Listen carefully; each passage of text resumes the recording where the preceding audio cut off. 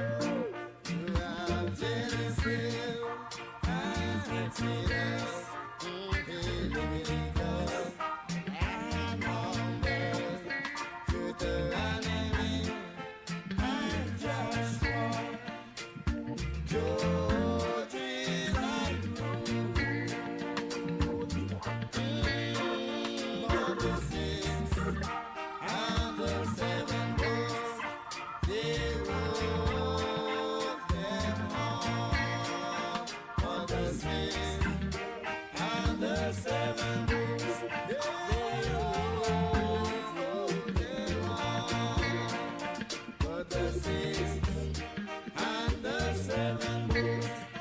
Them wrote them off. They wrote them off.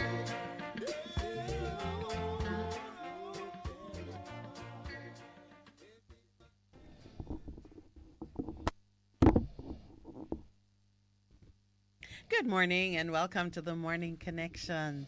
We are here live at the Bess100 FM studios in Kingston, Jamaica. Good morning to the listeners who have joined us on air and online, and a very pleasant good morning to those in studio with me. I am one of your two hosts. My name is Minett Lawrence and Pastor Percival Palmer, and I will take you through the morning. Good morning, Pastor Percy. Good morning to you. You're not giving people that sweet good morning that you gave me. Good morning.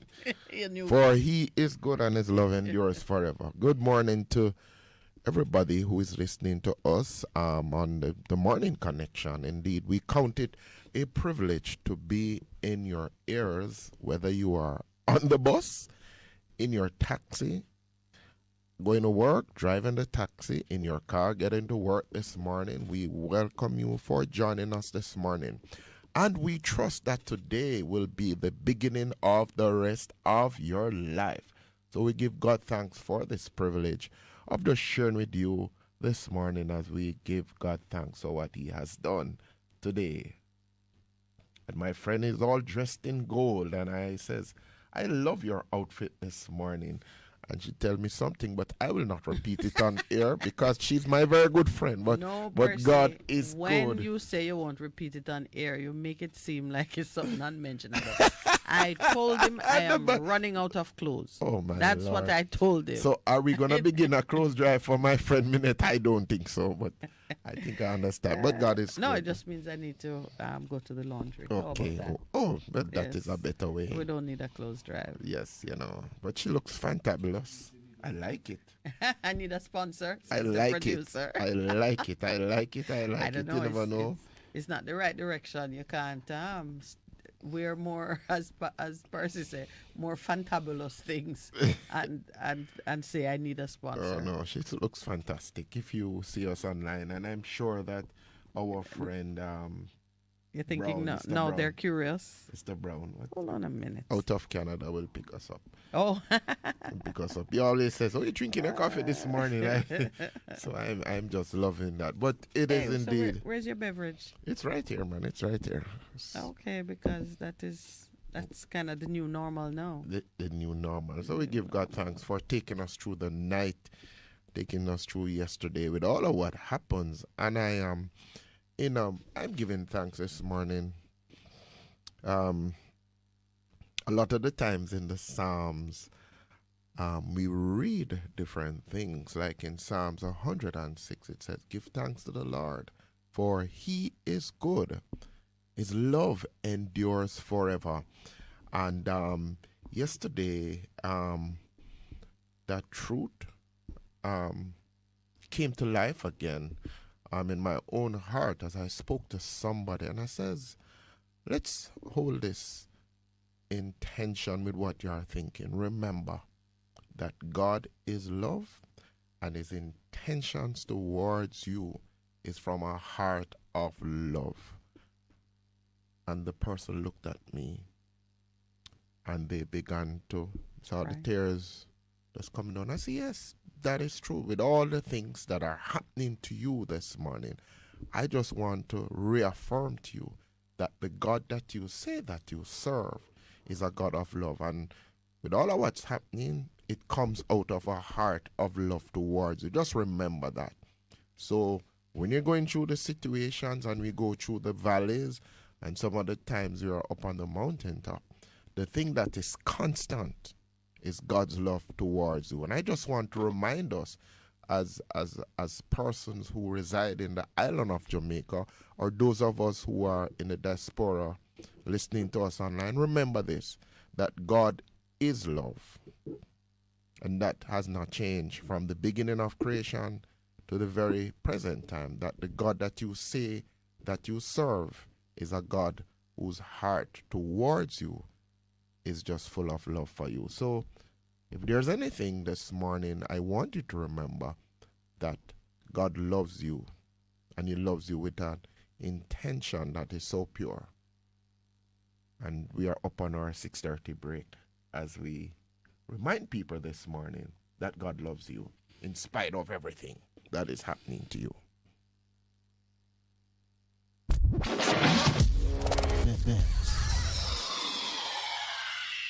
Seniors, the Ministry of Labor and Social Security is advising that the November 2022 payment under the Social Pension Program is now available for collection. Check your text messages to confirm your payment arrangements. For further information, call 876-922-8007. The Social Pension Program, caring for our elderly. A message from the Ministry of Labor and Social Security, providing opportunity, stability, and social protection. For a better choice in all your electrical supplies, A, authorized 3M dealer and better brand names. B, better service including free island-wide delivery. C, all major credit and debit cards accepted. It's ABC Electrical Sales, shop number 8, Hagley Park Plaza, Kingston 10. Open Monday to Friday, 8 a.m. to 5 p.m., Saturday, 8 a.m. to 4 p.m. We make your electrical jobs as easy as ABC. Call 754-3825-8 or fax 754-3659. ABC Electrical Sales, for a better choice. Vejan Printers for all your printing needs. We specialize in calendars, flyers, brochures, and more. Call us today at 968-7506. That's 968-7506. Or visit us at 4 East Bloomsbury Road, off Hagley Park Road. Vejan Printers, your best choice in printing. Half a tree. 100, 200. Ready, mama. Ready. Is this the confusion you feel when trying to work your way through medical systems in Jamaica? Try a dose of Ask Dr. Mary every Thursday at 5 to 6 p.m. Let Dr. Mary help you understand your medical problems and bring you to a calmer place.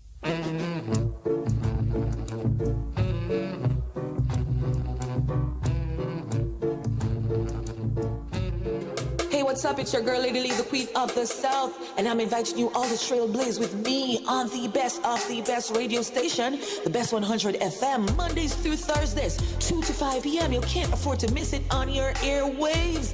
Yes, trailblaze with Lady Lee right here, Mondays to Thursdays, 2 to 5 p.m. on the best of the best, Bess100 FM. Mwah. Bess100 FM is the authentic voice of Jamaica, promoting your prosperity with better vibes and better music. Let us promote your goods and services for you. Advertise with us. For more information, call our office at 876-276-8935. That's 276-8935. The Morning Connection is not your usual talk show. We aim to stimulate discussion and chart new paths to self-empowerment. So please join us, Minett and Percy, on The Morning Connection, Mondays to Thursdays, 6 a.m. to 10 a.m. on Bess100 FM. It's good, it's better, but nothing beats.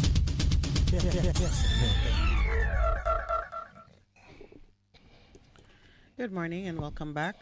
So Pastor Percival started off with, it sounded like a word of encouragement for a specific individual, but that is of general applicability. The reminder that Jesus loves you, that God loves you, was really what he said.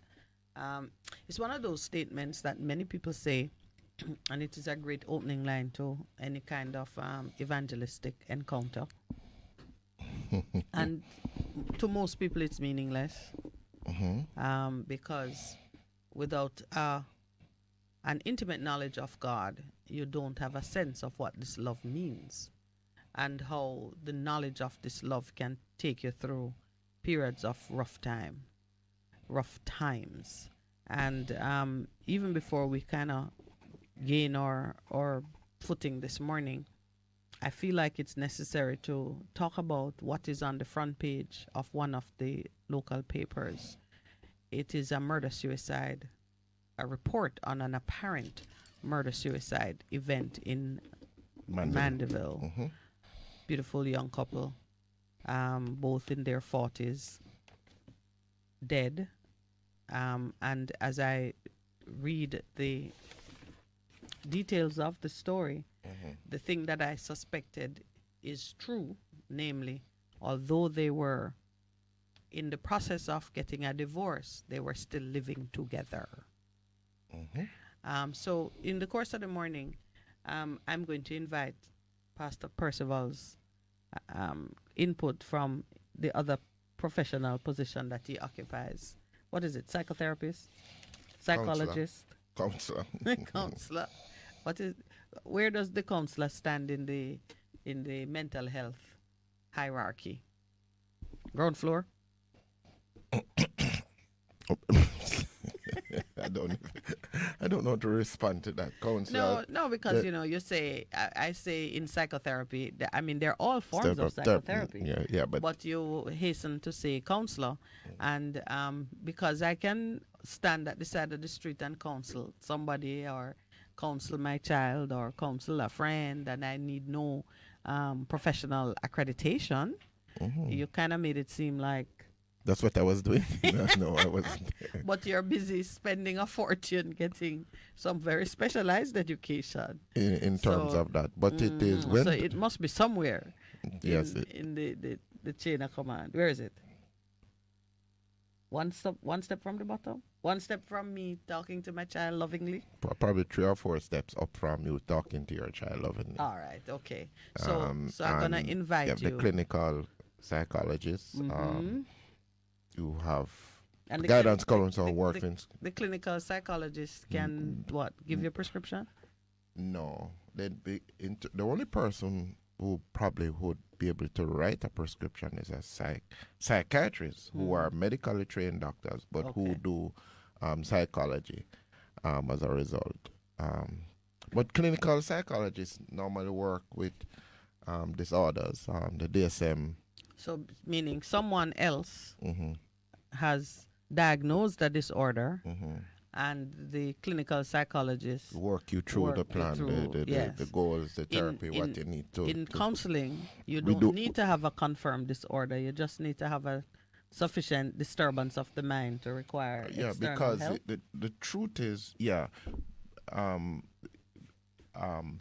it's so important that people understand that people are different.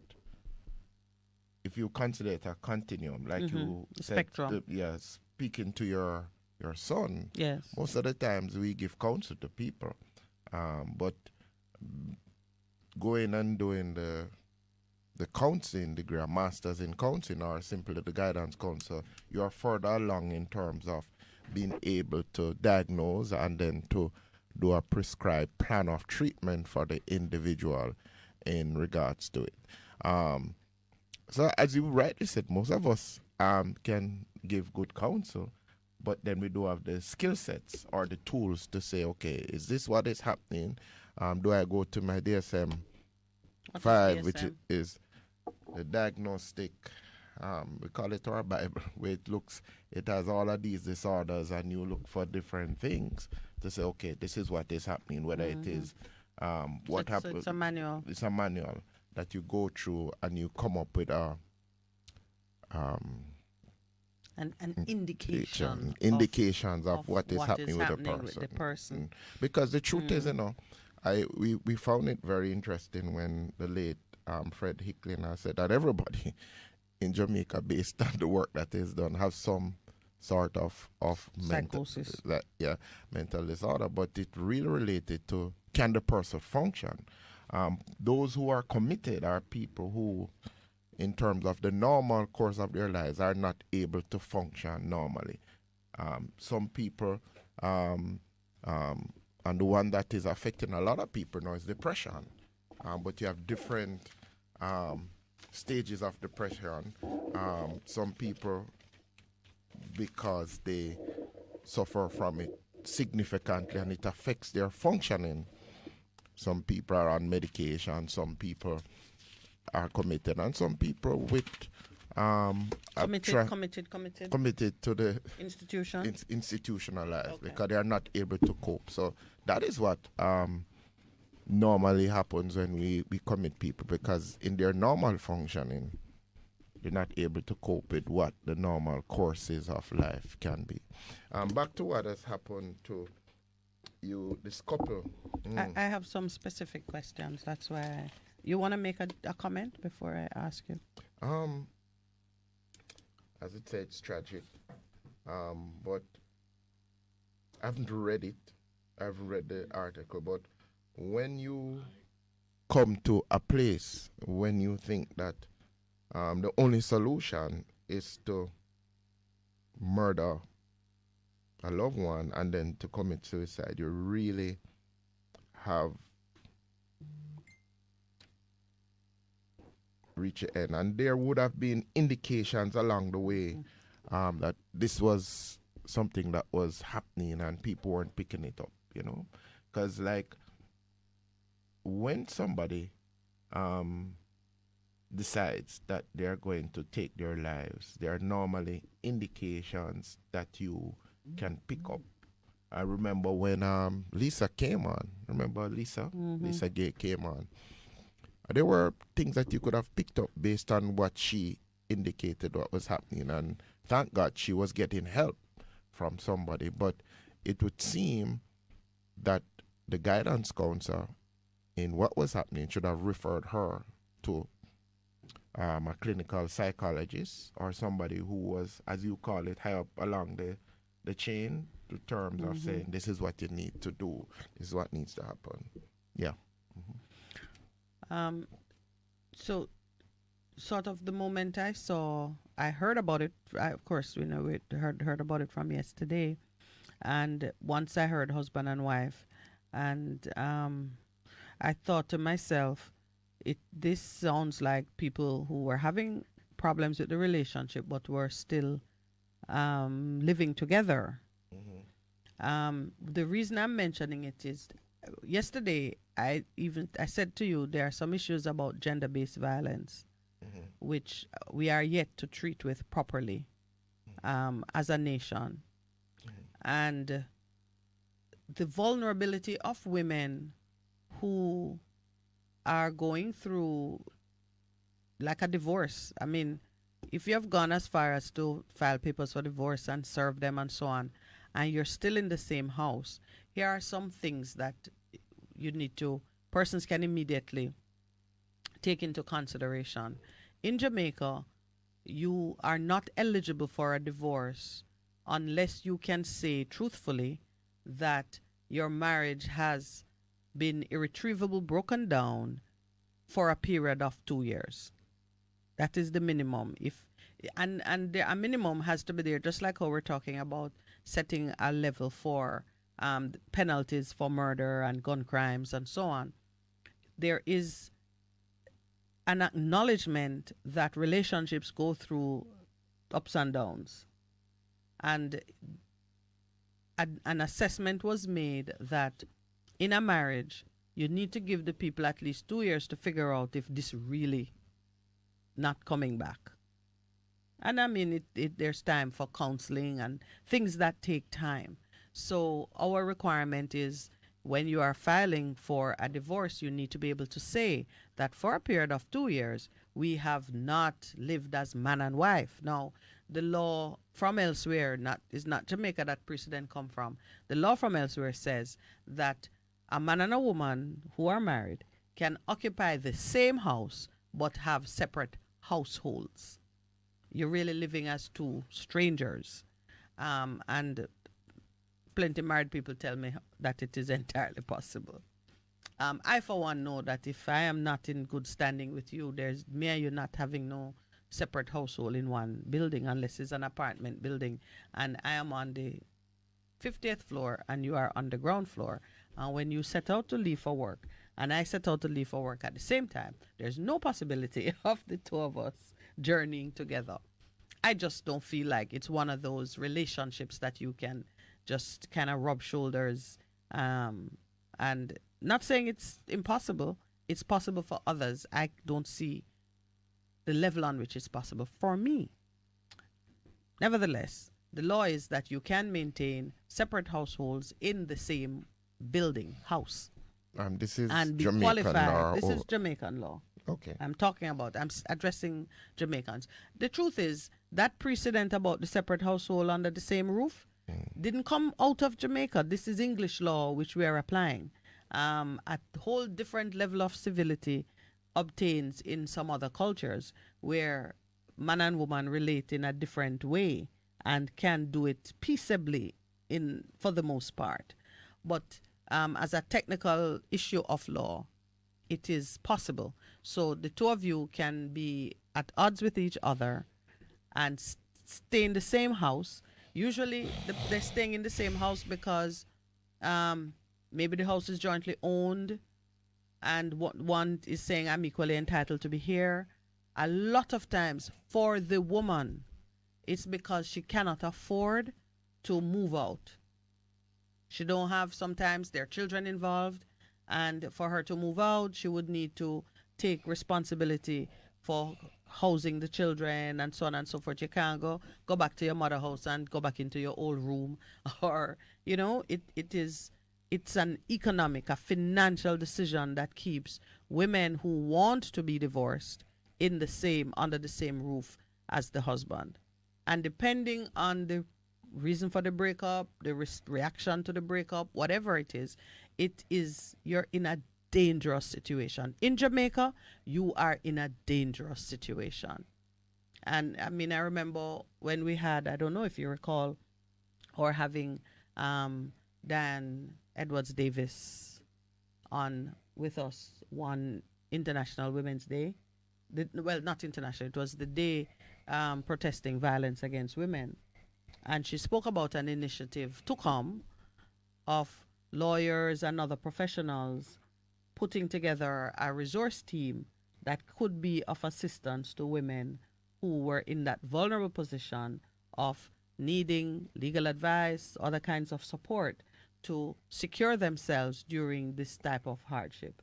It is desperately needed in Jamaica.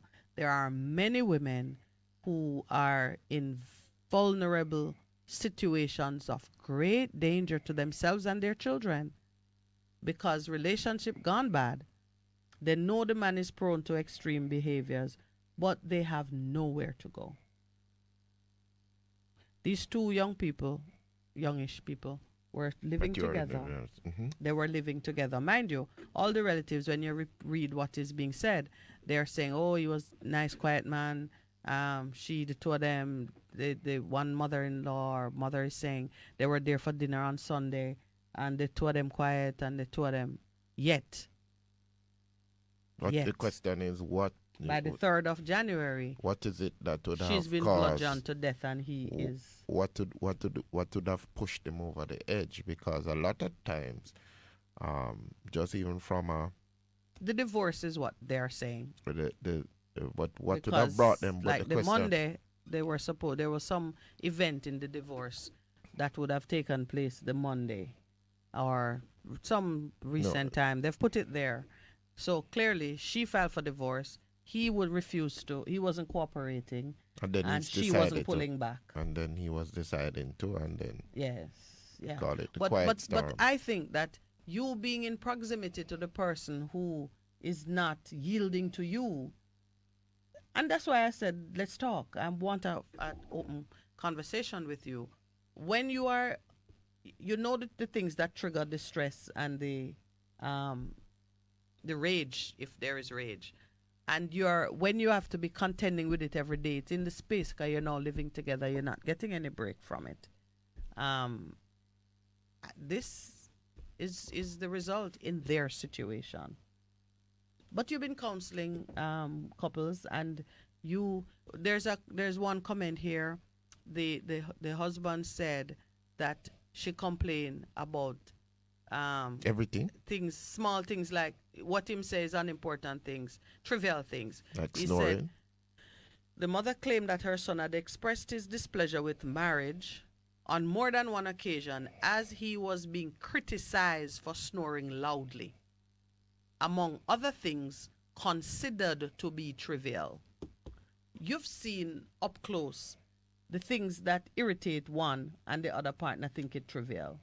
You see that also, and so but even in the marriage space, as I say, when you bring couples together, because remember, people are coming from different families of origin, even in terms of how they deal with conflict. That's one thing. And one of the things I emphasize is the whole thing of understanding, because something that is important to me is not important to you. And so the question that they need to answer, what are the non-negotiable things that if you are not like that, it's not going to work. So don't even bother try to say that you are in a relationship. But some things you don't know. Yeah, that's what I'm saying. Example, which is why they were together for over 20 years. Yeah, 15. In that time, she must did know saying snore. Over time, you must realize. So you have two things happening. You have a person who, this is how they've been for 15 years of the marriage. And in year 16, it becomes a point of irritation. I mean, what explains that? Then you have someone who has borne with a thing for a long time. I don't think persons give full understanding to how much a snoring partner disrupts your sleep and your health. It's a small thing to the snorer who is sleeping. Who's sleeping? Who is asleep and content. And I believe that there are many partners who sit up looking at their partner snoring away and turning and scratching, and they're holding the pillow saying, could I get away with it? in terms of doing it. What if I smothered him? Oh, jeez. Or smothered her. Or her, yes. Because it happens both sides. Yes, snoring is not gender specific. You understand. So if you're born with something for a while, and you're ragged in the morning after you spend half the night trying to find a comfortable spot, what do you say as counselor? What do you say? Because there are practical solutions to some of these minor irritations. If your partner is a terrible, terrible snorer, and I'm not saying this is all there is to this couple's situation, but if there is snoring that has become unbearable, a threat to your own health. There are things, if it becomes a major thing, snoring is something that can be fixed in some medical. So you're looking out to say, okay, this is so, it keeps coming up. What are you doing in order get treatment for your partner? Right. Yeah. Encourage. Because you encourage. Because sleep apnea is bad, not for the one who's listening. It's worse for the one who. And the solution is not a pillow, says Lowell. And for the one who is snoring, because the person can die. Can die. Yeah.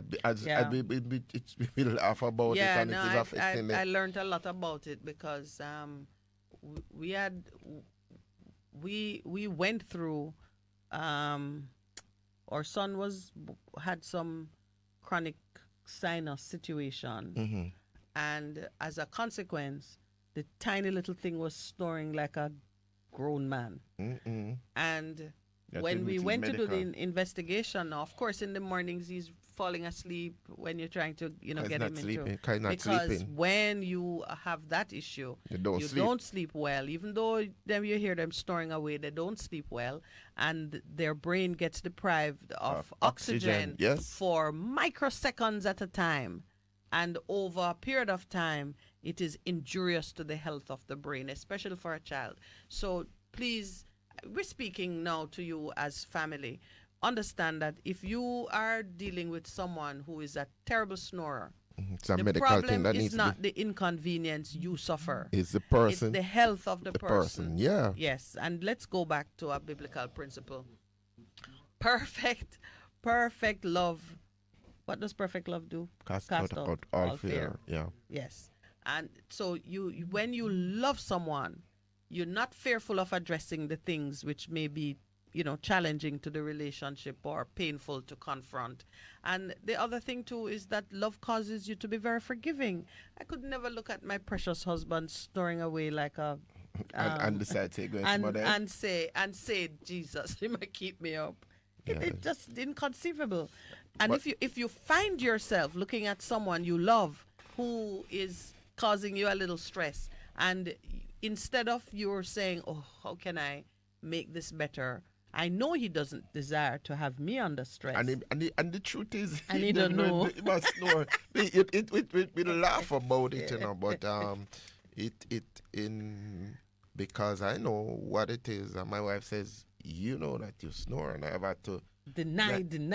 No, I don't deny. I go I had to It's to a go record medical. me. I want evidence. No. I had to do a medical procedure, and Oh, you did? yeah, got to do the sleep test and trying to work through, take off some of the weight. That's why I've been working and taking off weight, because that helps, and Right. working it through, because she had to Plug, right? Then there's that too. Earplugs. Mind you, it takes away if you're someone who you sleep like a cat, and if there is a little whisper in the house, you're up and you're on it. Yeah. You don't want earplugs. I don't want earplugs. Yeah, no, but it is. I don't want earplugs, and I don't want. I don't sleep in the blinders. No, but it just raises the real issue in terms of, I spoke about it. People come from different backgrounds. You come together in a space that you have to live together. But you gotta say something more on point with that one though, because these two were together for over 20 years, and they know each other's background. Even if when you first come together, it is a delightful learning experience. And the truth is, early in the relationship, it is a delightful learning experience Always to is see still on the the points. honeymoon. Like absolutely, hey, I mean, nature is the design is perfect, So when you are in the excitement stage of the relationship, it's fun to learn what's different about your situation from mine, and to find that point where you communicate. The middle ground, and to learn what are your communication patterns in the relationship.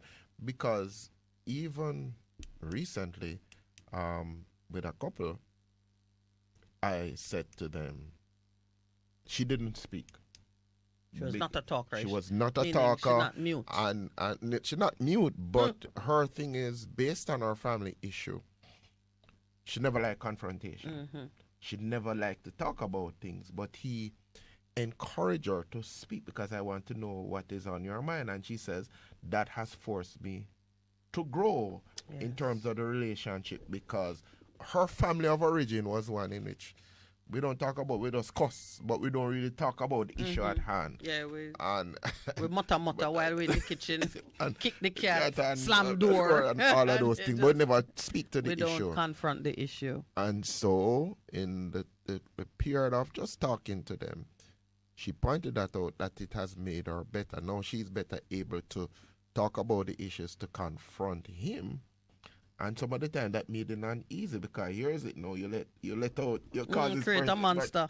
Not a monster, but somebody who's gonna push you, gonna call and you out to, on your crap, and to learn Yes. to deal with that. So the whole thing of understanding that and beginning to work together, because you must have a mind that we're gonna work this out, and we're gonna come to a solution that is a win-win on either side. Because the worst thing that you can be in an argument and discussion is that one person win and one person lose, and you continue that pattern. I say it don't make no sense, and that leads to frustration. Yeah, so where we're going with this, is emphasizing that even for the relationships of the heart, your love relationships, there is a necessity to be intentional, strategic, and focused in how you approach it. You plan for it like how you plan for anything else. And I tell people that all the time, because even it's fun planning. I mean, and talking about it, Yes. communicating. What are you thinking? What are your expectations in terms of that? Because one of the exercises I give to couples when I do them, and so I normally this is for premarital counseling. premarital and even marital counseling. Yes. Because people been married for 10, 19 years, and they've never really spoken to each other in terms of this is what I expect. I had that recent with a couple, and I'm saying, but we never really talk about this, but it is under the surface, simmering, Yes. and there is a latent, is it rage or latent resentment that comes out invariably in terms of you relate and speak to the person, and it's because you never spoke about that issue. I remember But it was bothering you all the it time. was bothering you all these years. Like something happened in a relationship in 2016, and you're going on, and then what happens? You have to say, hold on. At the one time I spent 4 hours with a couple, and I couldn't believe it. Thought I was going somewhere, and then finally it broke. This is what is under the surface. All right, So we're the going whole to take thing- our 7 o'clock break. get So to you warm can up. tell me about this 4-hour breaking point. When we come back, I think it's important that when we see these items in the news, we don't just gloss over them and say the horror of it. It's important that we recognize how close you and I might be To that point. Because I can tell you, for either of the two of them, if either of them knew how close the danger was, they would have done something to avoid it. Let's just take our 7 o'clock break, and we'll be right back.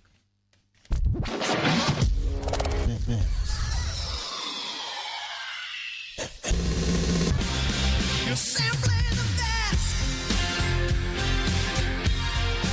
Better than all the rest. Better than anyone.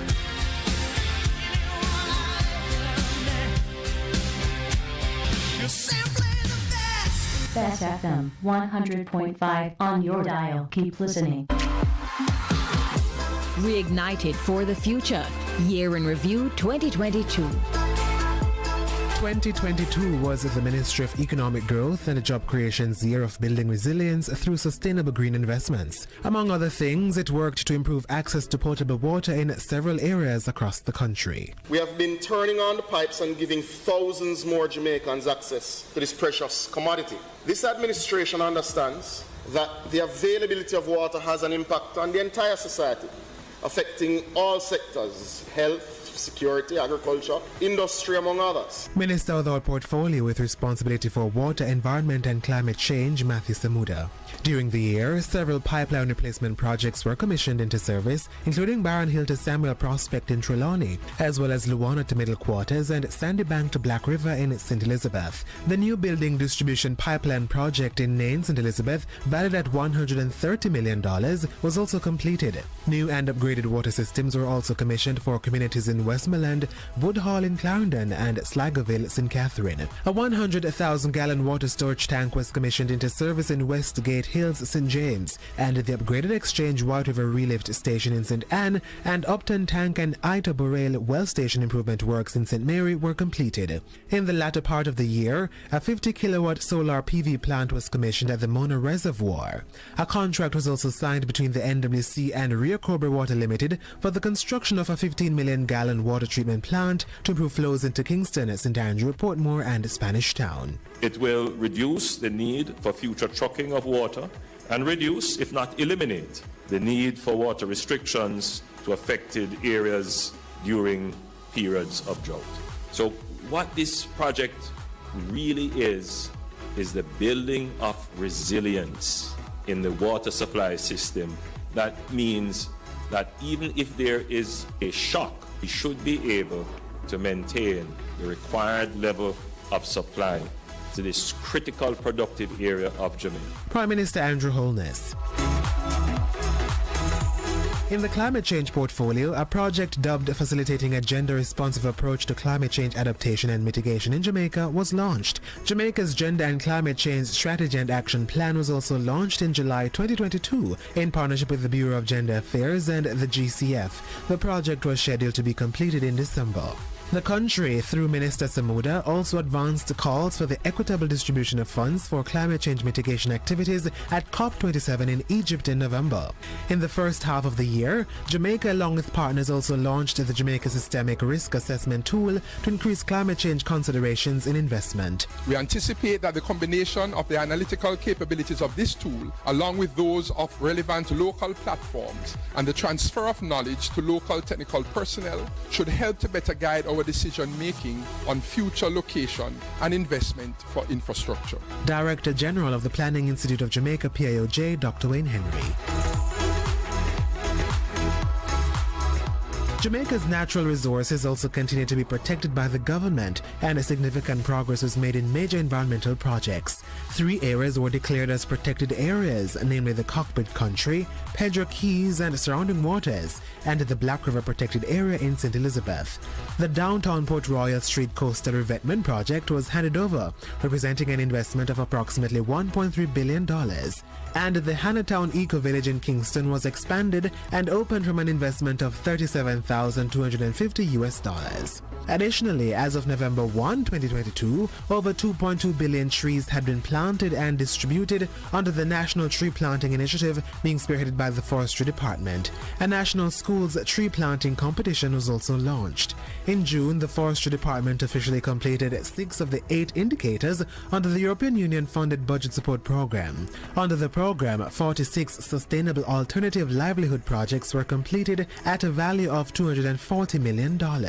Earlier in March, Jamaica's Bushfire Warning Index was also launched. So a customized index that is going to be speaking about how do we recognize that bushfires are likely to develop because of climatic conditions. Director of the Met Service, Evan Thompson.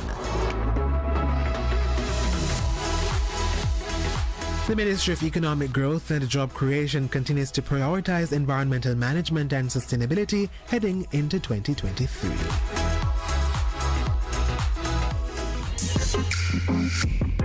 A production of the Jamaica Information Service, the voice of Jamaica.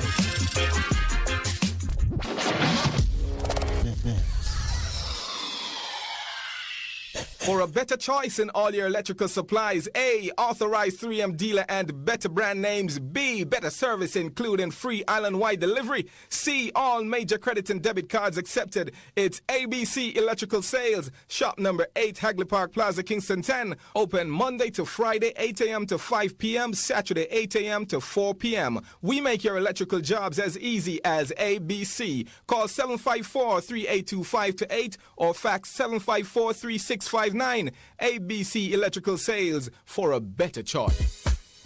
Veteran Printers for all your printing needs. We specialize in calendars, flyers, brochures, and more. Call us today at 968-7506. That's 968-7506. Or visit us at 4 East Bloomsbury Road, off Hagley Park Road. Veteran Printers, your best choice in printing. What should a taxi service do for you? On-Time Taxi Service is more than just a ride to the other side of town. They offer clean and spacious vehicles, reliable service, and promise to always look out for their customers. They'll come when you call and take you where you want to go on time. From anywhere at all. You can call us on 926-3866. We are something special on the road. Looking to clean your vehicle super clean? 123 Clean Car Wash, located at 2 1/4 Osborne Road, Kingston 10. Entrance on Grove Road, below Tropical Battery. They wash and vacuum, undercarriage wash, engine wash, polish and compound, shampoo and detailing. Call them at 876-631-3400. 123 Clean Car Wash, the best in the business for a cleaner wash. Believe me, it's so easy. Half a tree, one and drive, half a tree. Bossy, how you do I take taxi style? Jano, I want to tell you, say, 2 months now, my transmission mash up, you know, and I check everybody and can't hear nothing positive. Yeah, hear me? You waste all that time I shop around and never call the experts. Winters Auto have them. Them have over 35 years of experience and them diagnose the problem and get back your transmission brand new. For them service excellent and efficient. Trust me, man. You hear me? Call them at 929-7040 or go to them at 106 Maxfield Avenue, Kingston 13 and talk directly to the boss. Just tell them I'm me, send you. You big star. Yeah, man, respect my boss. I try and call it, cause trust me. Voiceless Auto Spares and Repairs, good afternoon. Ah, what a relief.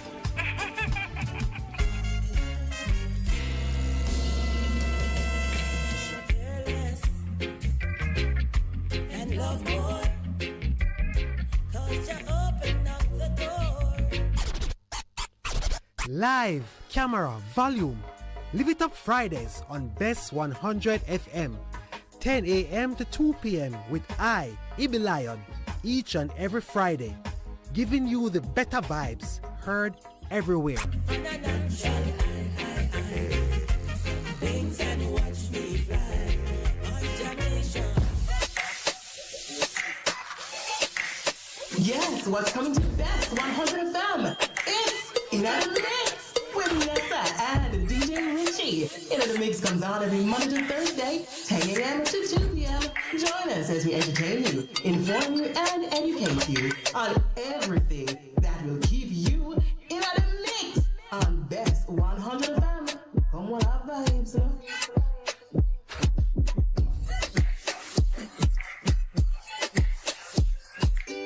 Bess100 FM is the authentic voice of Jamaica, promoting your prosperity with better vibes and better music. Let us promote your goods and services for you. Advertise with us. For more information, call our office at 876-276-8935. That's 276-8935. The Morning Connection is not your usual talk show.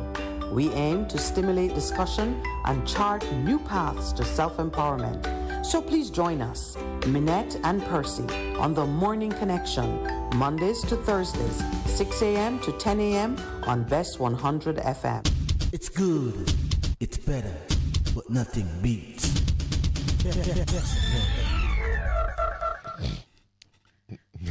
Welcome back.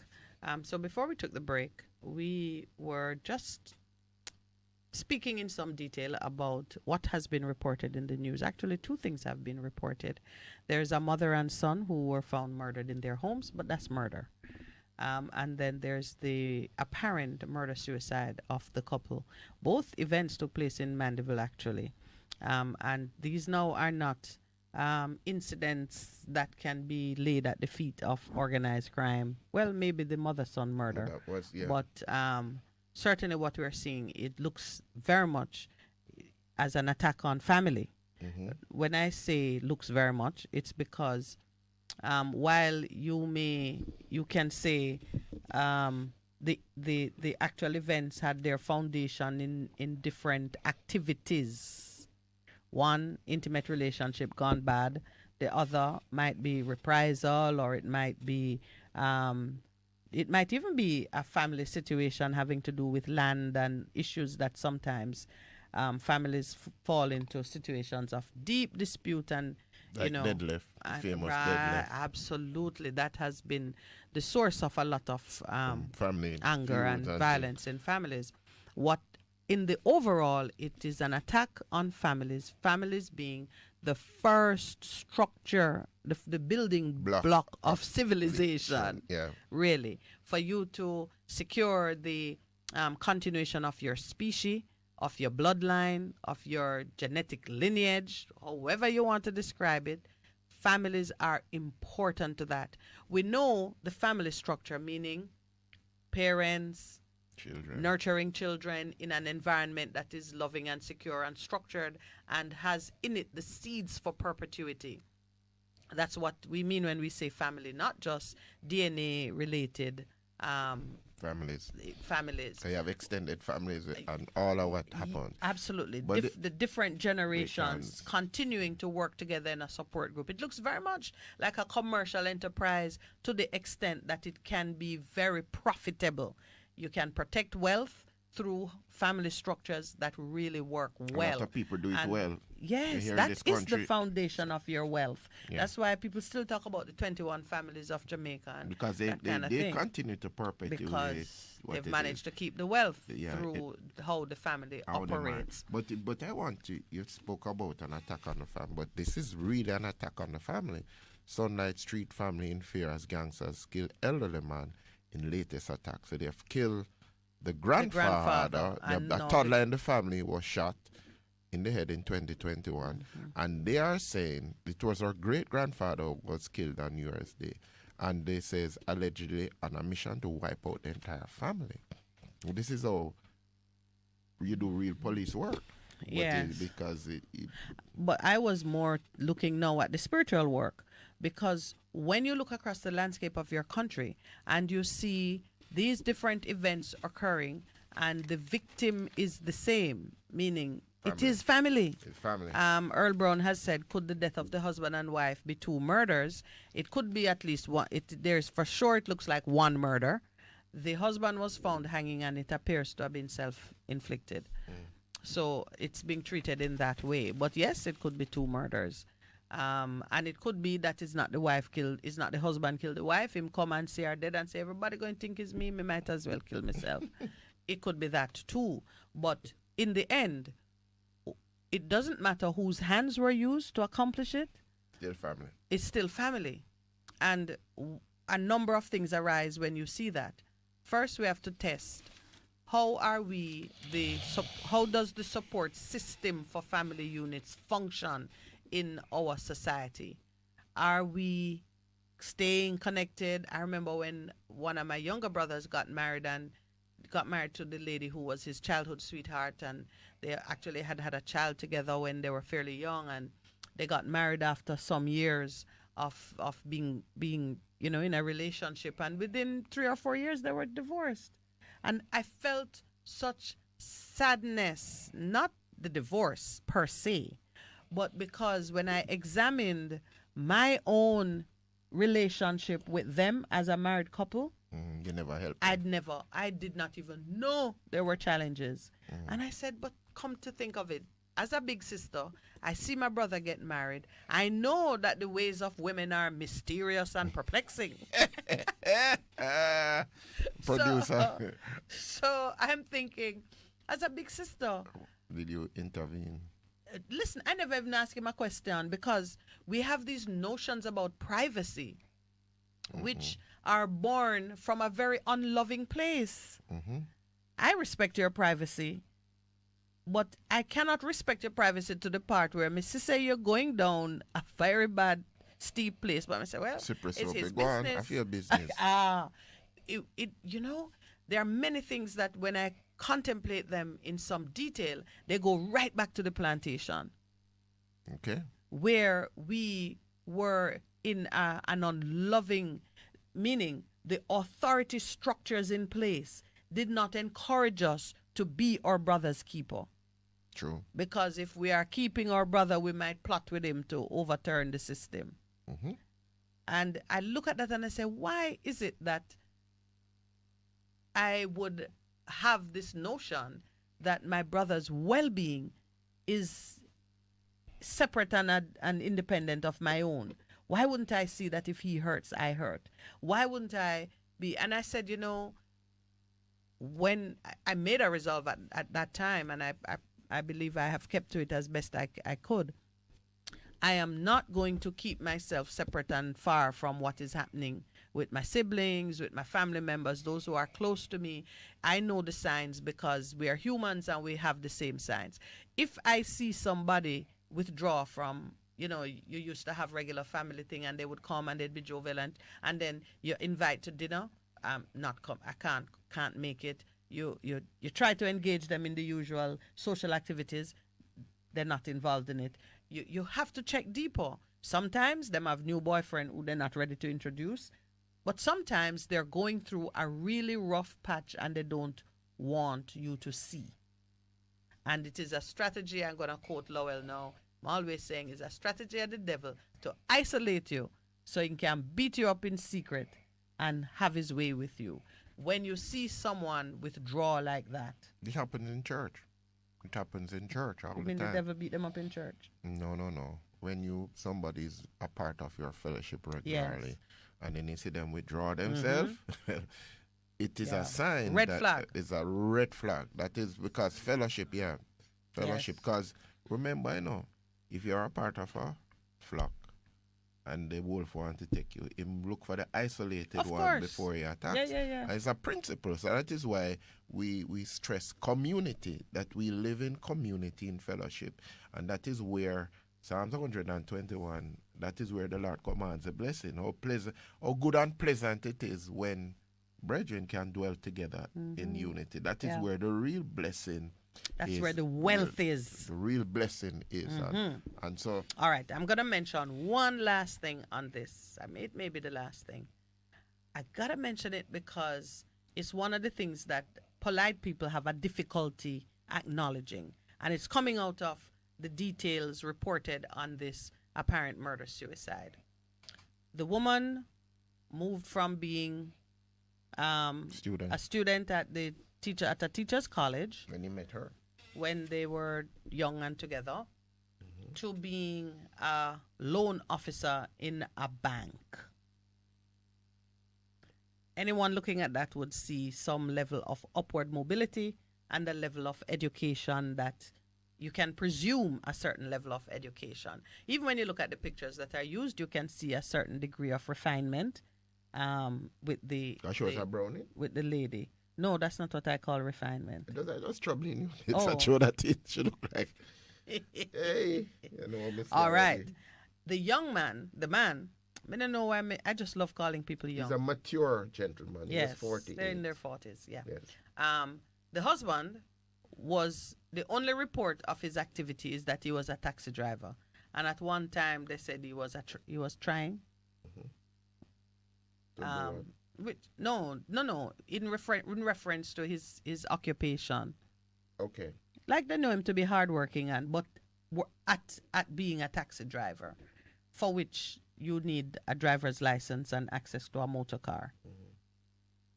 And he even got a stroke. Can you imagine that? The mother says yes, under the stress of the threatened divorce, he didn't handle it well health-wise. He got a stroke. All right. There much has been said over time about the potential for enduring success of marriages between people who are of unequal social rank. It's a well-established and acceptable practice for the man to be of a higher social rank. And I'm using old-time language because really nowadays social rank have more to do with what you can afford. More so than your level of education or the pedigree of your family. But it's always acceptable for a man to reach down and pull up a woman of charm and beauty and less education and install her as his wife, and that's nothing wrong with that. But it has always been a challenging thing for a woman who is better educated, better positioned than the man to successfully hold a relationship under those pressures. And that's what I want to just touch on a little bit with you, because we typically see that as a situation that explodes in violence against the woman. Some of the times. Yeah, because I'm I'm saying just all the time. I'm just reflecting on persons who I know in terms of the arrangement. So Speak. the lady is a vet, the gentleman is a chef. No, that's not That's morganetic. What's morganetic? Meaning the age difference? No, social standing. Okay. Rank. A chef. Chef of If you social- say cook, Well, like but- him cook at the school canteen.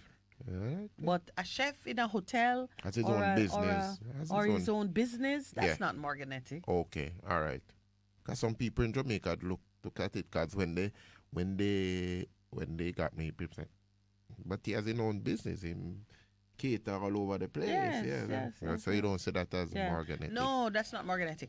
For you to recognize the morganetic marriages, let's look for the woman is educated, well spoken. The man is illiterate, can barely write. If he speaks at all, it is in awkward sentences. And typically in those relationships, you see the woman is usually the one who will introduce, will do the social rounds, and the man is just quiet. But it's not because he's the strong, quiet type. It's because he's socially awkward or graceless. I guess we have a lot of those in Jamaica, actually, in terms of things that you would have experienced, and some have worked, some have not worked. But when you examine, even in my little time, and I don't do the kind of counseling you do, I've heard so many stories of the man saying how he put her through school and put her through nursing, and now she get big and she rejecting him. She outgrow him. So some of the relationships, they didn't begin as misfits. No.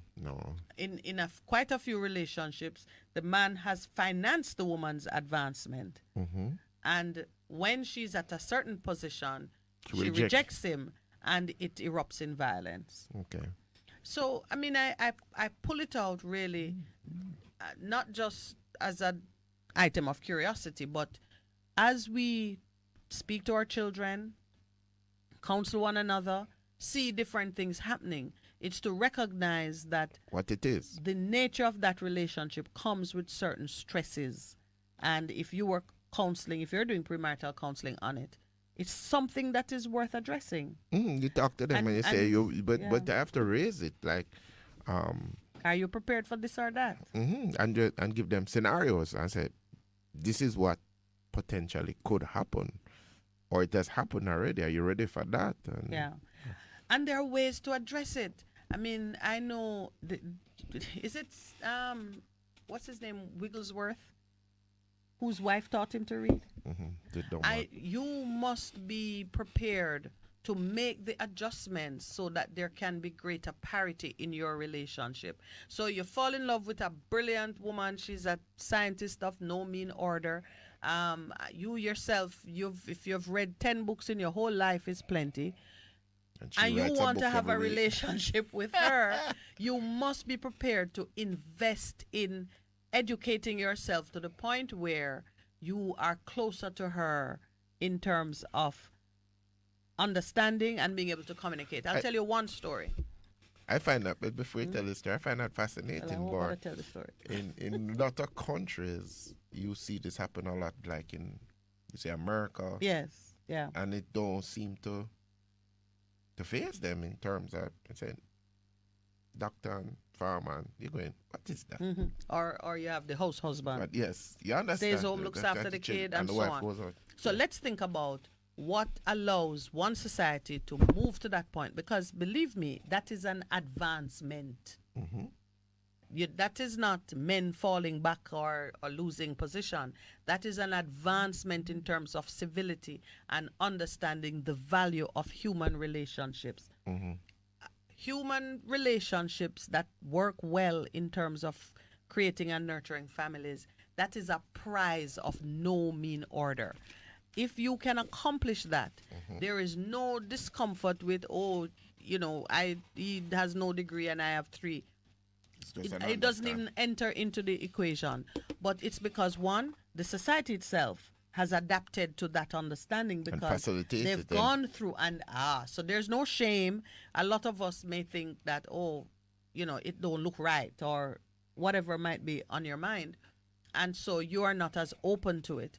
But after your society has gone through certain experiences of hardship and you've reinvented yourself and revisited the basic things that are necessary for comfortable living, you throw out a lot of the frivolities. So what you're speaking about is an advancement in terms of how people relate to each other. Because when those of us who go abroad and study and you see that you're going, really? I said that, you look at it and said, that never work in a Jamaica. because of a lot of things that happen socially in terms of, I think there's a songwriter in Jamaica who says that you are, who you are is dependent on what you have and not really who you are in terms of your character. And that's and something, you're right. Yeah, I don't know the song, but I understand the principle. Yeah, man, you are not a person because you don't have money. It's not about your character anymore. It's about your money, and that has become, I would say, one of the lies. In terms. So yesterday we talked about the founding of the nation. Mm-hmm. Oh, it's 7:30. We'll pick it up when we get back. No, we'll pick it up with prayer. Prayer. For a better choice in all your electrical supplies, A, authorized 3M dealer and better brand names. B, better service including free island-wide delivery. C, all major credit and debit cards accepted. It's ABC Electrical Sales. Shop number 8, Hagley Park Plaza, Kingston 10. Open Monday to Friday, 8 a.m. to 5 p.m. Saturday, 8 a.m. to 4 p.m. We make your electrical jobs as easy as ABC. Call 754-382-528 or fax 754-3659. ABC Electrical Sales, for a better choice. There will be days when you're too tired to move, to drive, but you think you have to because your vehicle won't wash itself, right? But no, you don't have to visit a car wash. 123 Mobile Car Wash will come straight to you. Yes, you heard right. 123 Mobile Car Wash is offering services in Kingston and St. Andrew and St. Catherine. We shampoo and detail cars, trucks, offices, and more. No job too small. Call us at 876-631-3400. 123 Mobile Car Wash. We come to you. What should a taxi service do for you? On-time taxi service is more than just a ride to the other side of town. They offer clean and spacious vehicles, reliable service, and promise to always look out for their customers. They'll come when you call and take you where you want to go on time. From anywhere at all. You can call us on 926-3866. We are something special on the road.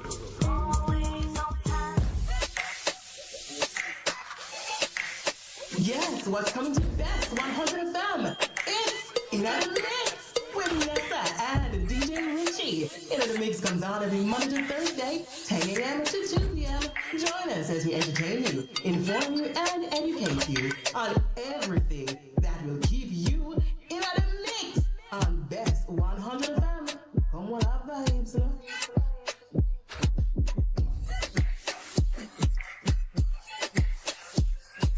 Hey, what's up? It's your girl, Lady Lee, the Queen of the South, and I'm inviting you all to trailblaze with me on the best of the best radio station, the Bess100 FM, Mondays through Thursdays, 2 to 5 p.m. You can't afford to miss it on your airwaves. Yes, trailblaze with Lady Lee right here, Mondays to Thursdays, 2 to 5 p.m. on the best of the best, Bess100 FM.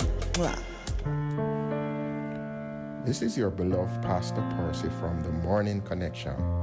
Support our commitment to Jamaica by joining us on Wednesday mornings at 7:30 when we pray for the nation. Show us you care. Advertise with us. For more information, call our offices at 876-276-8935. The Morning Connection is not your usual talk show. We aim to stimulate discussion and chart new paths to self-empowerment. So please join us, Minett and Percy, on the Morning Connection, Mondays to Thursdays, 6 a.m. to 10 a.m. on Bess100 FM. It's good, it's better, but nothing beats. Good morning. It is that significant time for us today as we pray.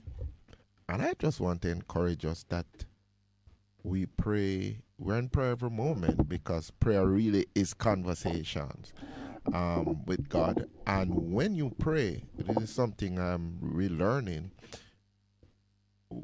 When you pray, expect for God to answer because God always is talking back to you. Whether it's through His Word, He gives you a Rhema word based on the Logos, or He brings somebody who says, like, it's like they heard you praying and they've come with the answer. So I just encourage us every day when you get up, pray.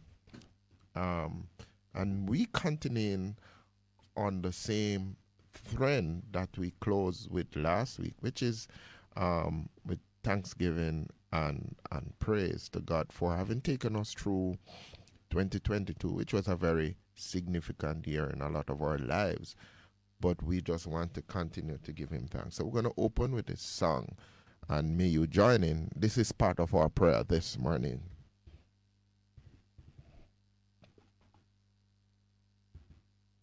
Go ahead, the song.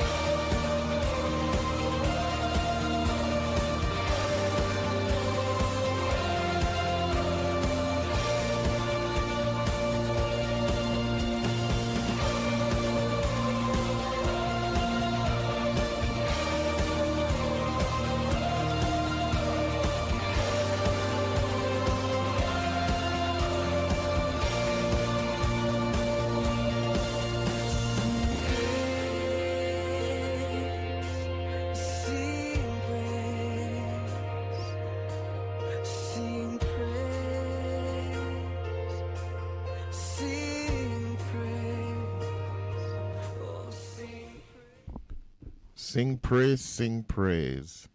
Give thanks to the Lord, for he is good. Psalms 136. For his loving kindness, his graciousness, mercy, compassion endures forever. Give thanks to the God of gods, for his loving kindness endures forever. Give thanks to the Lord of lords, for his loving kindness endures forever. To him who alone does great wonders, for his loving kindness endures forever. To him who made the heavens with skill, for his loving kindness endures forever. To him who stretched out the earth upon the waters, for his loving kindness endures forever. To him who made the great lights, for his loving kindness endures forever. The sun to rule over the day, for his loving kindness endures forever. The moon and stars to rule by night, for his loving kindness endures forever. To him who struck the firstborn of Egypt, for his loving kindness endures forever, and brought Israel out from among them, for his loving kindness endures forever, with a strong arm and hand, with an outstretched arm, for his loving kindness endures forever. To him who divided the Red Sea into parts, for his loving kindness endures forever, and made Israel pass through the midst of it, for his loving kindness endures forever. But tossed Pharaoh and his army into the Red Sea, for his loving kindness endures forever. To him who led his people through the wilderness, for his loving kindness endures forever. To him who struck down great kings, for his loving kindness endures forever, and killed mighty kings, for his loving kindness endures forever, and gave their land as a heritage, for his loving kindness endures forever. Who faithfully remembered us in our lowly condition, for his loving kindness endures forever, and has rescued us from our enemies, for his loving kindness endures forever. Who gives food to all flesh, for his loving kindness endures forever. Give thanks to the God of heaven, for his loving kindness endures forever. I told you this morning, I wanted us to just remember and to give God thanks for taking us through 2022, and we are here in 2023. And Father, we are expectant today, and that is why we can enter into your gates with thanksgiving and into your courts with praise, because we are declaring this morning, according to Psalms 100, we shout joyfully to the Lord, all the earth. Serve the Lord with gladness and delight. We come before your presence this morning, Father, with joyful singing. We know and we fully recognize with gratitude that the Lord himself is God. It is you who have made us and not we ourselves, and we are yours. We are your people and the sheep of your pastors. We enter into your gates with a song of thanksgiving, and we come into your courts with praise.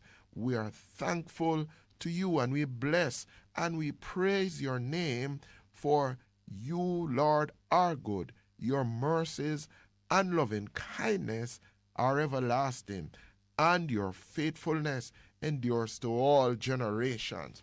Father, as we reflect on the year that was, we are thankful for the fact that you have preserved us. You have kept us safe. We thank you that we are still alive. That means for us that your purpose for our lives is still ongoing, and we thank you that we can walk in purpose and ultimately fulfill the destiny, Father, that you have for us as your children. And today, because we are thankful, we are making declarations in this nation that the purposes of God for Jamaica, for us first as individuals who call Jamaica our home, it will prevail.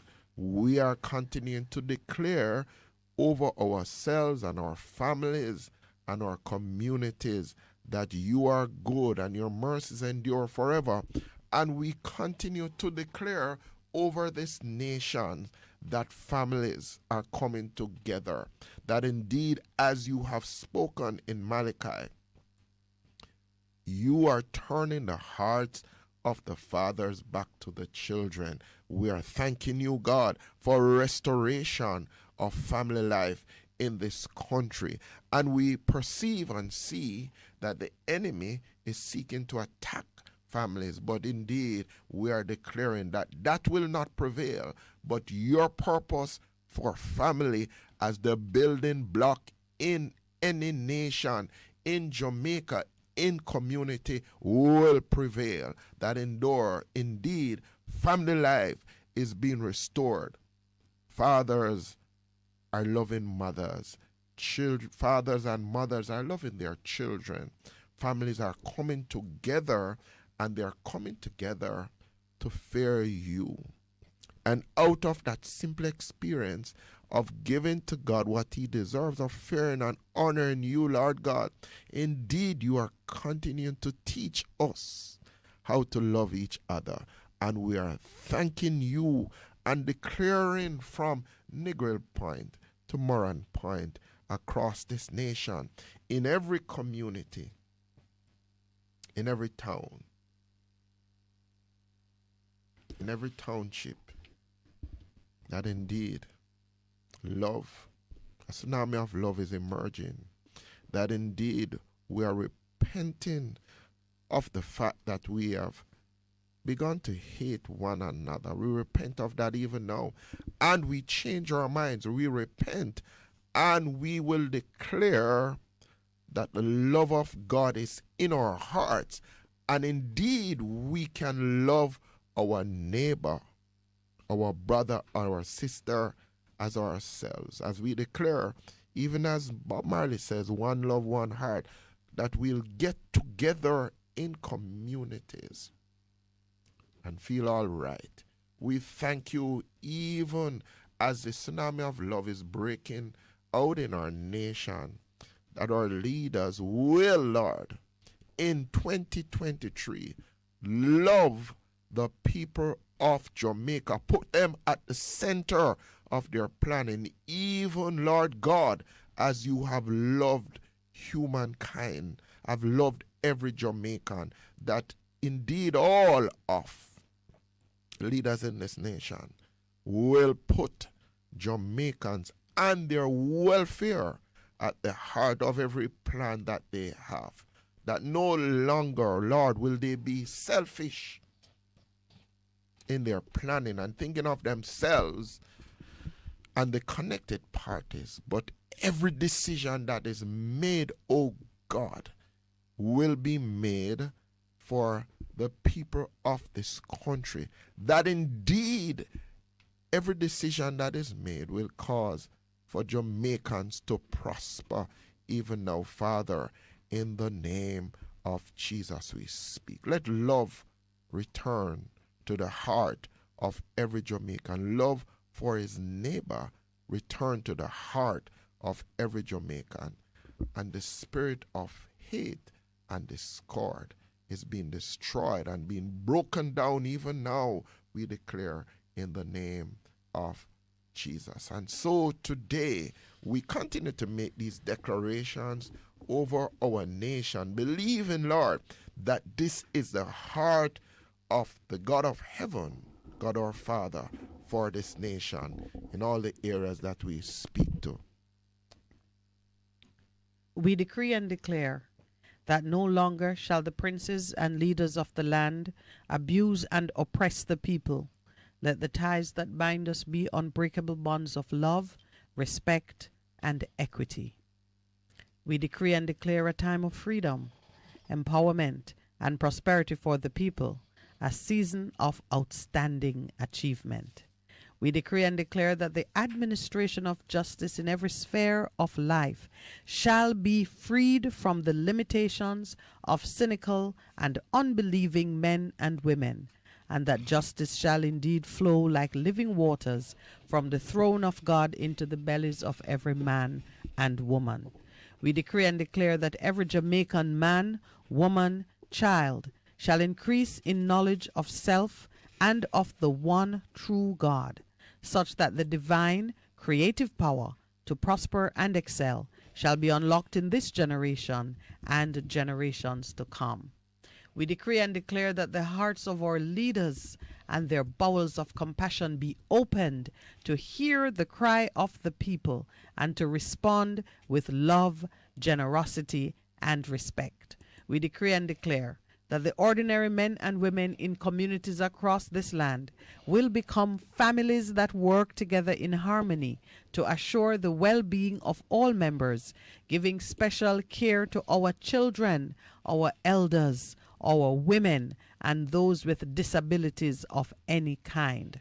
We decree and declare that starting today, men and women across this nation shall arise and return to the place of abundance in humility and repentance to reclaim their identity and bring prosperity to their communities. We decree and declare that all citizens be filled with the spirit of shameless audacity, such that we shall persistently seek out the goodness and the blessings that are ours, ask for and secure the benefits of nationhood, knock on every door that should be open to us, and take charge of our destiny. We decree and declare that this nation will move as one in submission to the sovereign will of God, so that the world may see your power and greatness, and you will be glorified. We decree and declare that all men and women of princely or royal authority shall now speak and act with boldness to secure the release of your people in obedience to the urgings of the Holy Spirit and for the fulfillment of prophecy, as said in Isaiah 51 verse 11, those the Lord has rescued will return. They will enter Zion with singing. Everlasting joy will crown their heads.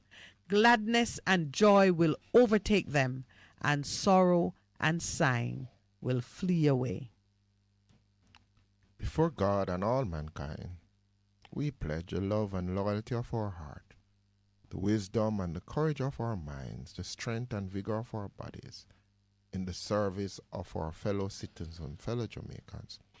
And we declare today we will be promised to stand up for justice, brotherhood, and peace, to work diligently and creatively, to think generously and honestly, so that Jamaica may, under God, walk in its purpose, increase in beauty, in fellowship, and in prosperity. And we play our part in advancing the welfare of the whole human race. Father, we thank you that, as it is written, we'll begin to see the manifestation of that in every home, in every heart, that we'll learn to love again in this nation, learn to love again, learn to serve again, which is our worship unto you today. So we thank you, God, for what you're doing by your Spirit. Let your Spirit flow from Negril Point to Moran Point, that indeed the glory of God will fill Jamaica, Indeed, as we have continued to declare over this nation that a tsunami of love, of worship will overtake us. And indeed, we expect the great things to happen. As we've been declaring at the end of our prayers, we are expectant. We are believing. We are walking, oh God, in faith to you. And let our faith, Lord God, begin now to take feet as we will move and act in love, in worship unto you. Our worship is our service and our work, and we declare that again over this nation as we have entered into 2023, the year of your grace and your mercy, but the year in which you are bringing things to completion and indeed beginning a new day in our nation. We are expectant even now, in the name of Jesus. Y'all ready to celebrate? Come on, get back up on your feet. Come on. Put your hands on it, come on. This is just the year of refreshing. It's playing now unfolding. The time of your great blessing. Thank you, Derek Dennis. Come on. Nothing but victory. That's the promise of our King. To do exceedingly, abundantly, above what you ask or think. Put it in the house. Expect the break. Put your hands on it, y'all. Come on, y'all. Catch it, say, expect. Anybody expecting great things? Come on, say expect the great. Come on, everybody say expect. I can't hear you say it, y'all. Come on, lift it up, expect the great. And like a big church pop, put your hands on it. Come on, everybody clap, clap, clap your hands. Come on. This is just the year of refreshing. His plan, say it. The time of your great blessing. Expect nothing but victory. That's the promise of our King. To do exceedingly, y'all.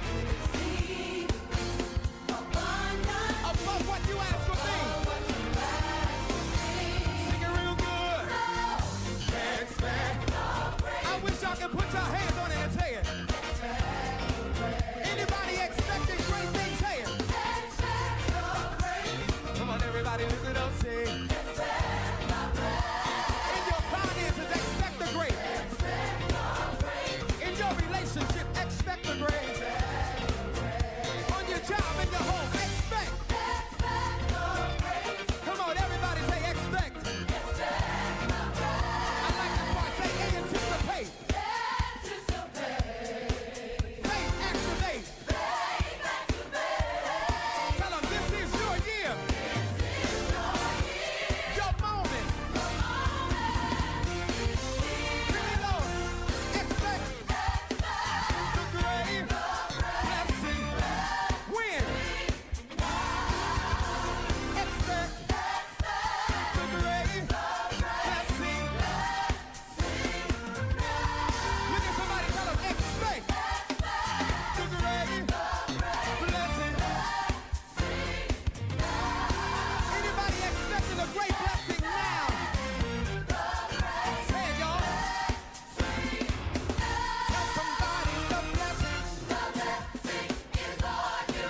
Somebody say, wave your hands if you know the blessing is on you. Use your voice and say, come on, expect the grace. Say it, y'all. The great blessing. When? Everybody say expect the great. When you gonna do it? One more time, expect the great. Use your voice and sing it. The great blessing. Lift your voice and say the blessing. Everybody say, have somebody and tell them the blessing. Look at the neighborhood while you're sitting and tell them. Tell somebody the blessing. Everybody say, everybody say, come on, say it, the blessing. Expect the grace, say it, y'all. The great blessing is on you.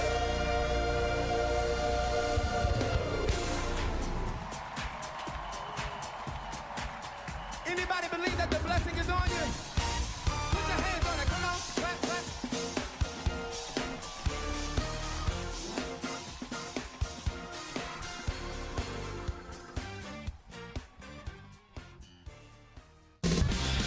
You're simply the best. Better than all the rest. Better than anyone. Anyone I've ever met. You're simply the best. Bess FM 100.5 on your dial. Keep listening. The station that makes you feel good. I love the station. I think it's great. It's my station. Moving. It's my station. Moving. Moving. Keep it right here. Keep it right here. Bess FM. Keep listening. 5, 4, 3, 2, 1. It's the Bess FM, la champion. and you've got it. Hello, I'm Moira Alderson with the BBC News. Russia's defence ministry says officials will be held accountable for mistakes that allowed Ukrainian forces to locate and destroy a temporary barracks in the occupied city of Makiivka, killing many troops. The ministry's General Syrikirov said an investigation would bring to justice those responsible.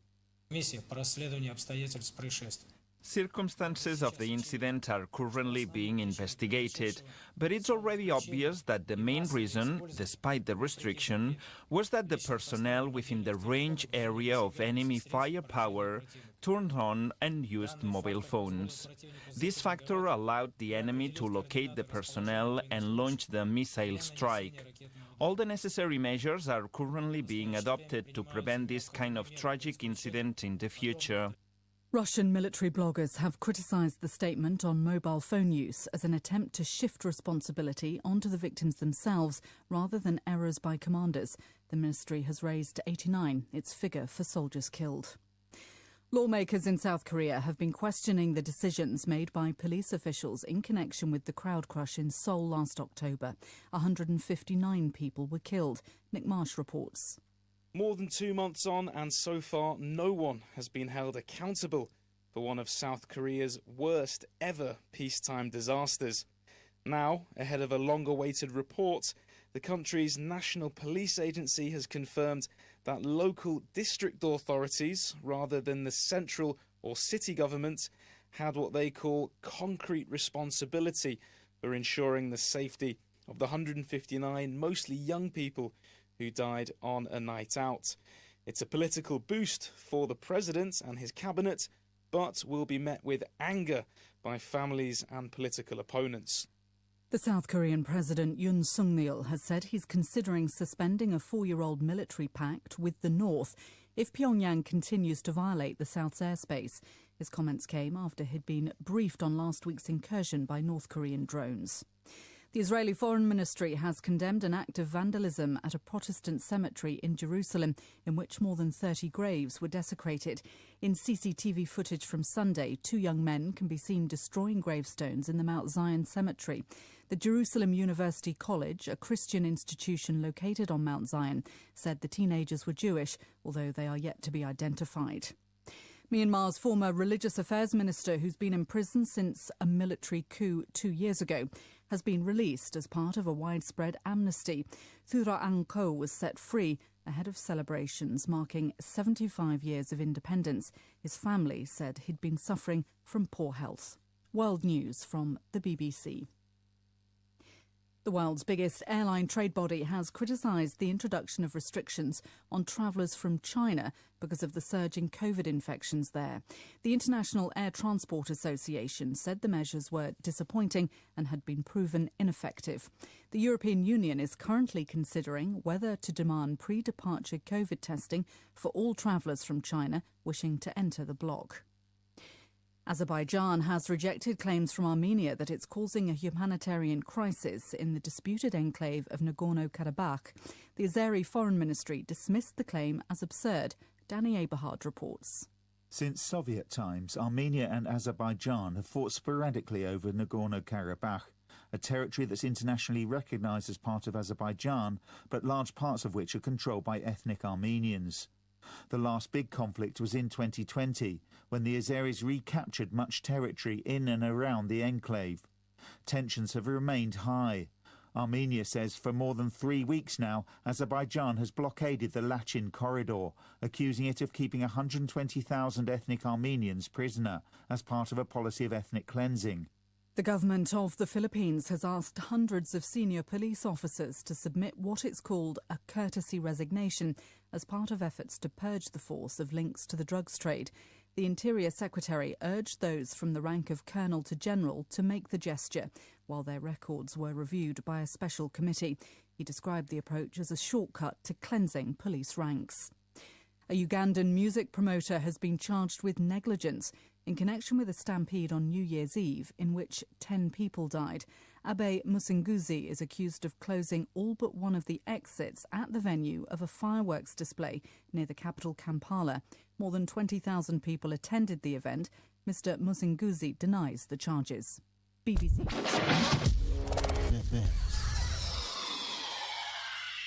For a better choice in all your electrical supplies, A, authorized 3M dealer and better brand names. B, better service including free island-wide delivery. C, all major credit and debit cards accepted. It's ABC Electrical Sales. Shop number 8, Hagley Park Plaza, Kingston 10. Open Monday to Friday, 8 a.m. to 5 p.m. Saturday, 8 a.m. to 4 p.m. We make your electrical jobs as easy as ABC. Call 754-3825-8 or fax 754-3659. ABC Electrical Sales, for a better choice.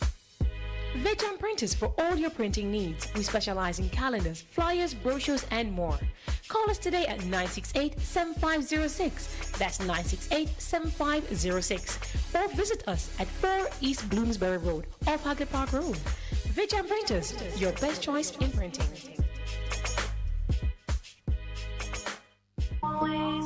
What should a taxi service do for you? On-time taxi service is more than just a ride to the other side of town. They offer clean and spacious vehicles, reliable service, and promise to always look out for their customers. They'll come when you call and take you where you want to go on time. From anywhere at all. You can call us at 926-3866. We are something special on the road.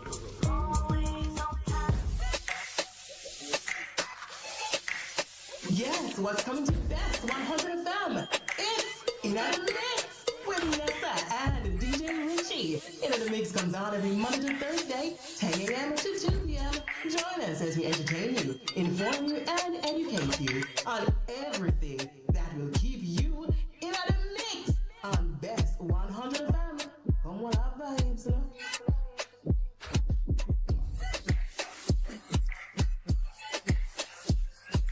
Hey, what's up? It's your girl, Lady Lee, the Queen of the South, and I'm inviting you all to trailblaze with me on the best of the best radio station, the Bess100 FM, Mondays through Thursdays, 2 to 5 p.m. You can't afford to miss it on your airwaves. Yes, trailblaze with Lady Lee right here, Mondays to Thursdays, 2 to 5 p.m. on the best of the best, Bess100 FM. Mwah.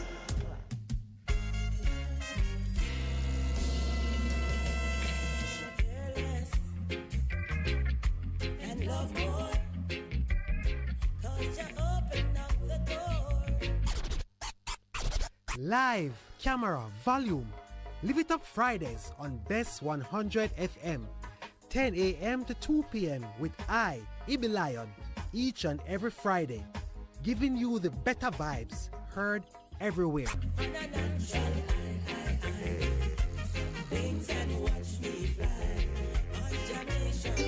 Bess100 FM is the authentic voice of Jamaica, promoting your prosperity with better vibes and better music. Let us promote your goods and services for you. Advertise with us. For more information, call our office at 876-276-8935. That's 276-8935. The Morning Connection is not your usual talk show. We aim to stimulate discussion and chart new paths to self-empowerment. So please join us, Minett and Percy, on The Morning Connection, Mondays to Thursdays, 6 a.m. to 10 a.m. on Bess100 FM. It's good, it's better, but nothing beats.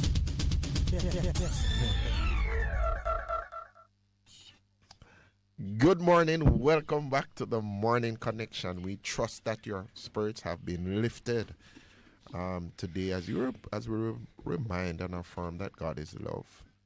And his intentions towards is for good, not for destruction or evil. As we open up the lines this morning, we just want to remind those of us who are out there in our relationships, If you're having problems, talk to somebody.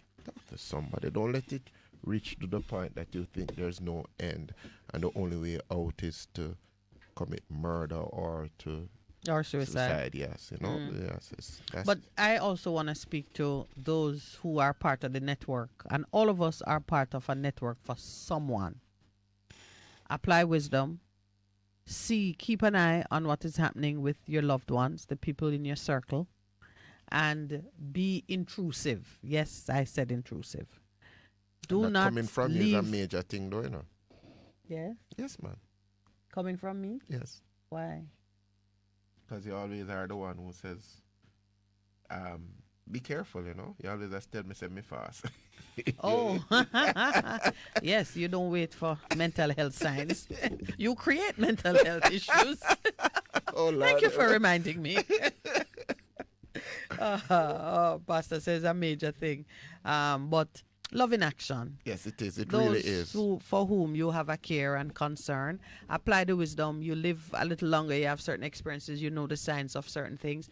If you are someone who can read the signs of certain things, find a loving, respectful way and gentle way to open the eyes of the persons who are in your circle. Alert them to danger, if danger it is. And if they are the ones who have the potential for danger, steer them gently into the right direction for care.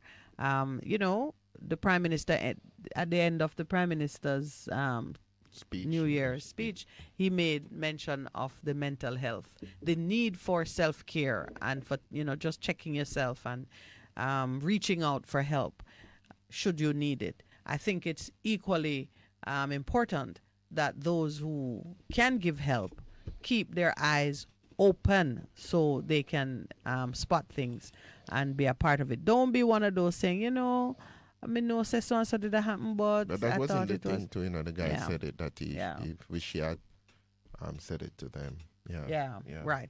Yeah, don't be living with that. All right, as we are opening the lines, and you did repeat the numbers, or do I need to repeat the numbers? It's always good to repeat the numbers. Let me get the numbers from my trusty engineer. They're hiding I think after a year they're saying Minett and Pastor should know the numbers. 876-279-8473 and 876-619-1508. Those are the numbers to call. But as you are getting your fingers warmed up, let me share what one of our listeners, Rachel, sent to me by text message.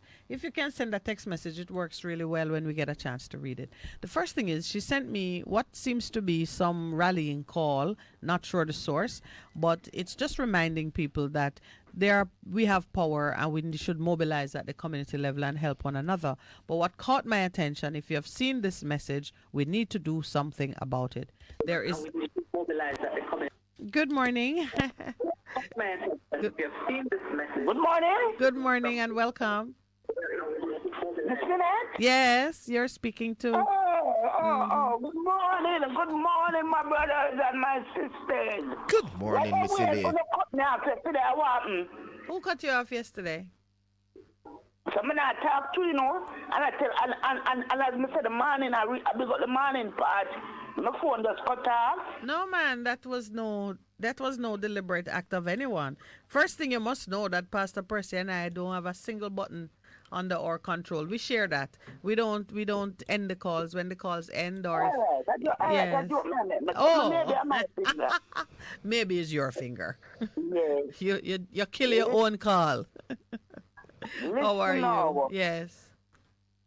Oh, look at the star, mate. Lord, Elaine, stop asking us about the star. At least stop asking me. I tried one time, I never see it. I'm done with it. So I saw it easy to give up. No, it's not my thing. It's you giving me instruction. Yeah. But I want to see this from watch them. The things that I set for myself, I'm good with it. I want to ask you a question, Elaine. Have you seen a picture making the rounds? People protesting with placards, and one woman's placard says, "I heard the screams of people being burned alive by the security forces." Minett? Yes. Hey, I don't know what to say, but listen, Miss Minett. Yes. I want to talk to you privately about that thing there, because and you think them a cry to me, Miss Minett. Oh gosh. You think them a cry, Miss Minett, my brother, them a cry to me every day. I say must help them all, must help them. Miss Minett, a big Miss Minett. It's a peer corruption going in, Miss Minett. Another thing there, you know. Miss Minett, I want to talk to you private about it. I can't say nothing about it on here, because I don't want nobody. I don't want them come kill me. I'm not ready for my love is so beautiful. God, I'm not ready to leave it yet. Do we have your, we have your number here? We have your number, miss? We have it? Didn't tell me about it. I'm going to stop you. What you like to know? Let me, I want to make sure I have your number. Lloyd, we have a number for Miss Elaine? If not, before you leave, I want to take your number. There is there are some messages making the rounds, just trying to bring people together under an understanding that mobilizing at the community level is a necessary part of self-help during these times. One of the messages says there are communities where it is possible for the people to get together, elect their own community members to their own community council, meet to discuss the issues in the community, health, education, jobs, garbage collection, housing, policing, crime, etc. And it is just an urging of persons to start to mobilize, something that you know that I am very much in favor of. I say we need to start in families and communities to confront the issues that are important to us, and let that be the position from which we engage with the councillors and the political apparatus, so that we can extract more from our government, get higher levels of accountability, and so on. But then in the middle of those messages, there are pictures of some people, Jamaicans, who have placards in hand and they are protesting. One picture have placards that say, "Public defender, stop lying to the people. We demand fair compensation." This is in relation to Tivoli. One says, "We demand meeting with Minister Chuck." 2,000 people receive no compensation. And the other one that caught my eye and made me ask you the question, because I perceive that you are a woman with your ears and eyes on the street and you know some things. I asked you whether you saw the one. It is a woman. She has different colors in her hair. She holds a placard and it says, "I heard the screams of people being burned alive by the security forces." Another placard says, "Jamaica's judicial system bankrupt and corrupt." Another one says, "Compensation now." And one in the background speaks about massacre in Tivoli. Justice for something massacre in Tivoli. I'm keeping a picture of it because I think if we see a member of our community or nation with a placard saying in the first person, "I heard this," it needs investigation and inquiry. So you're the first person who called me, and I ask you. Miss Minett, yes. Why? It's like the Holy Spirit is working. Yeah, you know, he never stops. So you just ask me this stuff, and this upon my mind kill me. For me, watch the trial until now. My try to bring it to people, but them not listen, them not hear what me I say. Them hear what them want to hear, but Miss Minett? Yes. Miss Minette, the police, man. Some of them is so, I don't know where all father, man. Anyway, Brother Percy. Yes, Miss Elaine, what's up? Yes, man, you did one of the background. Now say nothing. Some of the time it's better to listen. Yes, man, listen. What about the stars? You see the stars, Minette? No, I don't see the stars. I must say to you that some of the times I go out, but I don't see them. Because where I live, I can look out, but I'm not seeing them. Why? The sky is cloudy or something? Probably is, but when I get out, I don't see them. Elaine, remind me of the story of these stars, please. What are they telling us? What is it that you want us to take note of? Yes, Miss Minette? Yes. You remember when the three wise men, them, yes. From here, look, putting them, I show where them star, this are the three wise man star, right? Yes. Meaning it is stars representing the three wise men, or it is the star that they followed? Yes. The star representing the three wise men. Okay. And from me, that country, Miss Minette, from here, look, picnic. Yes. Because my mother did tell me that country one at a time. And I have to write her until I say, anyhow, she not send to me, I go join myself. I know, remember they near me for me, go join myself, but I just like I go join myself. And she sent for you? Yes. We done that for 4 years, Miss Minette. Yeah. And she done make me come up back one time. Why did she send you to the country? Were there problems in your Kingston neighborhood? No, because she has to work and through me was a little girl. No one to look after you properly? Yeah, she wants someone to look after me properly. So did you miss her or you missed Kingston? Miss Minette, when I live from Kingston, I'm bright. And when I live country, me dance, because every day I'm afraid of them. Oh, so you missed your family? Every day.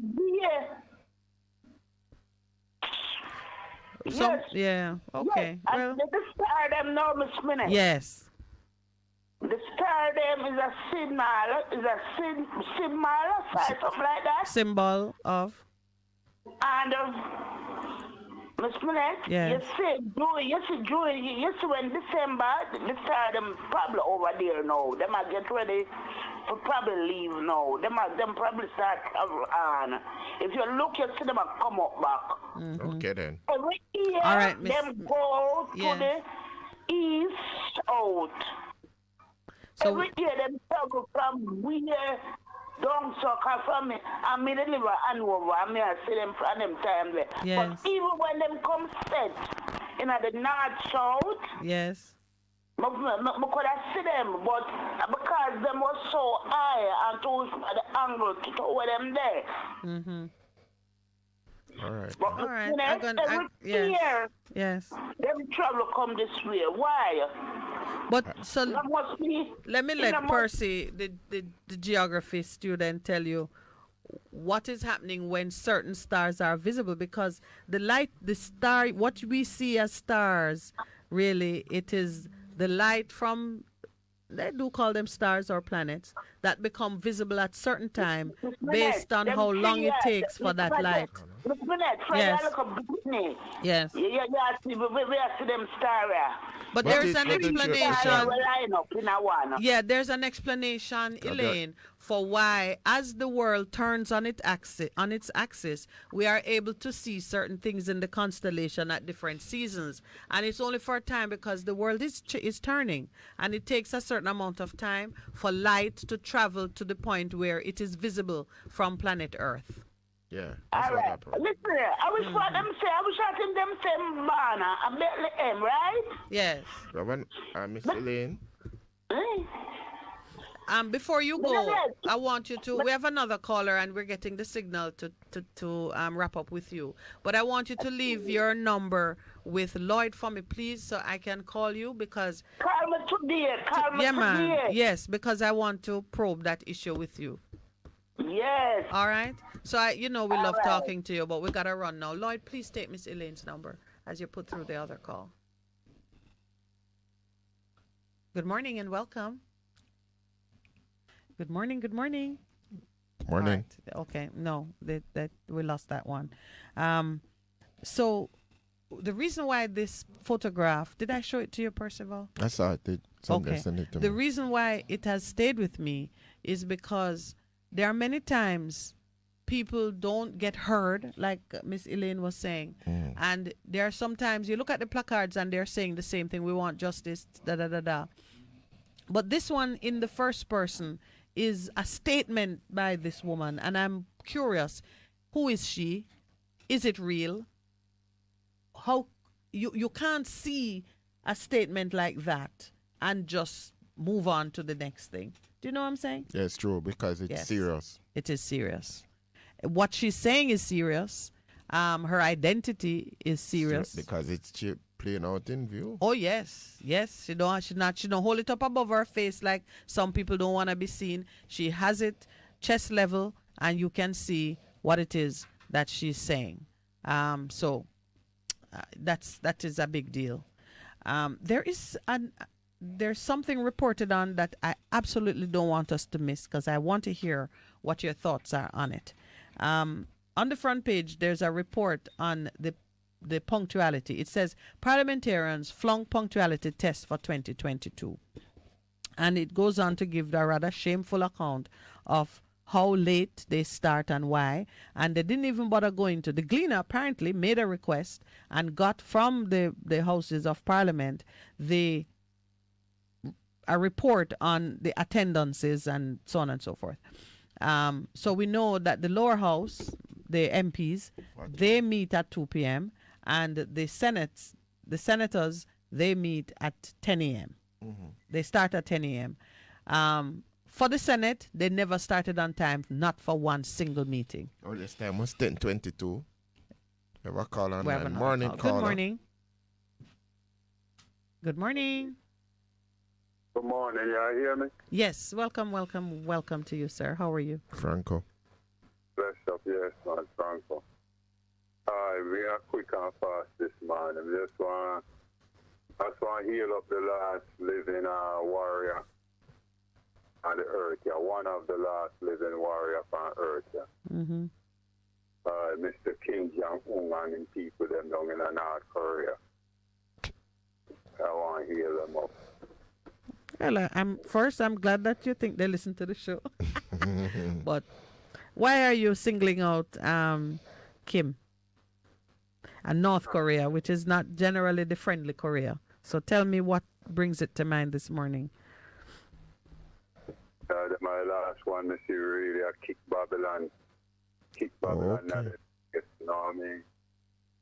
So you're not taken in by the reports that he is aiming his missiles at America, our friend to the north of us, and that he heads a repressive regime that is trampling on the rights of the Koreans, that they're starved for food and it's not a democratic process, and basically he needs to change his style of leadership. You don't believe those reports? You mean you want me to take the words of Babylon? No, I want you to give me your words. That is what is commonly reported on North Korea. What is your understanding of what's going on there? I don't always take their word either, but I seek to inform myself on what is the true version then. What's closer to the truth? The truth, I think the truth is them people them nice. Yeah, and they might show Africa how to kick Babylon and then you know what. You know what I mean? Yeah, I like what Jamung is going on down there, him and his people, them, they're warriors to me in my eye. Yeah, Babylon keep themselves one side. Some of my people, them to line up themselves. You can't beg warrior, you can't beg Babylon. You can't fight Babylon and put Babylon in them place. And I like how they're doing it. Yeah. So Western media and Babylon is, they might come up with them little, you know what. Well, King Jamon, big up my brother. Yeah, last one, yeah, Mr. brother. Big up yourself, Frank.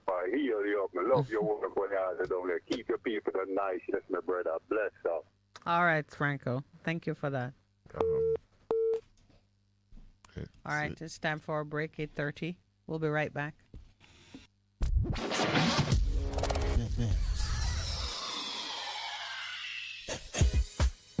Veg Print is for all your printing needs. We specialize in calendars, flyers, brochures, and more.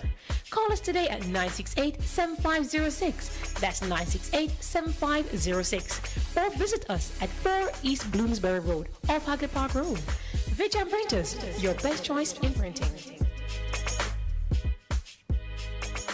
For a better choice in all your electrical supplies, A, authorized 3M dealer and better brand names. B, better service including free island-wide delivery. C, all major credit and debit cards accepted. It's ABC Electrical Sales, shop number 8, Hagley Park Plaza, Kingston 10. Open Monday to Friday, 8 a.m. to 5 p.m., Saturday, 8 a.m. to 4 p.m. We make your electrical jobs as easy as ABC. Call 754-382-528 or fax 754-3659. ABC Electrical Sales, for a better choice.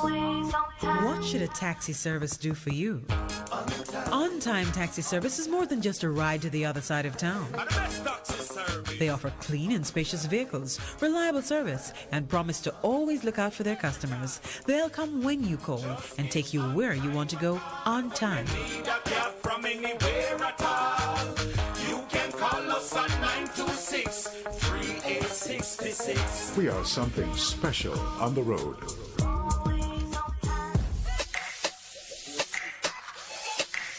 Yes, what's coming to Bess100 FM?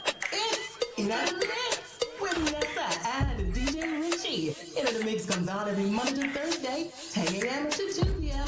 Join us as we entertain you, inform you, and educate you on everything that will keep you in the mix on Bess100 FM. Come on up, vibes.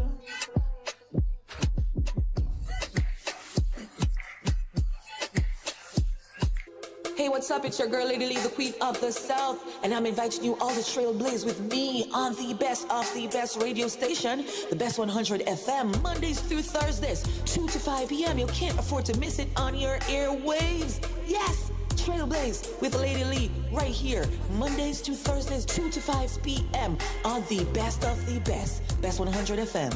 Mwah. Bess100 FM is the authentic voice of Jamaica, promoting your prosperity with better vibes and better music. Let us promote your goods and services for you. Advertise with us. For more information, call our office at 876-276-8935. That's 276-8935. The Morning Connection is not your usual talk show. We aim to stimulate discussion and chart new paths to self-empowerment. So please join us, Minett and Percy, on The Morning Connection, Mondays to Thursdays, 6 a.m. to 10 a.m. on Bess100 FM. It's good, it's better, but nothing beats.